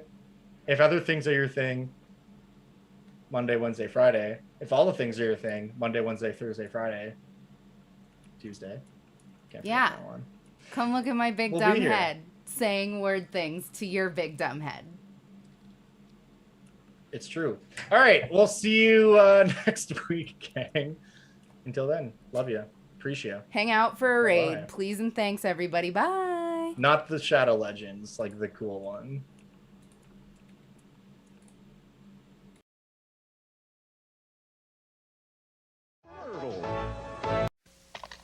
I'll give you trouble, a 6. Fun's a poppin', trouble's poppin', trying to win the raid. Trouble's poppin', bubbles poppin', poppin' every place. Kids are poppin', fun's are poppin', mom's in trouble too. Grandma's poppin', grandpa's poppin', hoppin' over you. Everybody's poppin' in and out of trouble. Everybody's poppin' the pop-o-matic bubble. Everybody's poppin' in and out of trouble. Everybody's poppin' the pop-o-matic bubble. Trouble and double trouble from the Troublemakers at Milton Bradley. Tiger puts arcade action in the palm of your hand. Games like Paperboy. Steer your bike through a 7-day paper route in the jungles of suburbia. Pick up and throw newspapers, avoid obstacles, and add subscribers while breaking scoring records and windows. Also available, Ninja Gaiden, Mega Man 2, Double Dragon 2, and Super Sprint. Tiger LCD video games. Video excitement in the palm of your hand.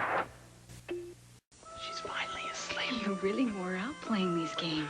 She loves Candyland. I loved it too when I was her age. You know, it was my first game. I win, Dad! And chutes and ladders. She thinks that's so funny when I fall down her chute. Sweet dreams, darling. Like a child's dream come true, Candyland shoots and ladders, and Uncle Wiggily too. Your child's first games from Milton Bradley. When Tommy talks, everybody listens. A baby's gotta do what a baby gotta do. You don't want to miss when Tommy talks. We could play jump on Spike. Grab old Spike, he's the greatest pup. Give him a hug and his ears go up. We'll always be the bestest friends. Says 1,000 things. Let's get some cookies. Oh, he's never said that before. I get right to it. Drop what I'm doing. That was fun. When Talking Tommy talks. Nickelodeon Talking Tommy and the Rugrats Friends, sold separately. You want new Pokemon to capture? Peppa-Chon, Peppa-Lee, Pokemon. Poliwag, Poliwhirl, Poliwrath. Pokeball Blaster!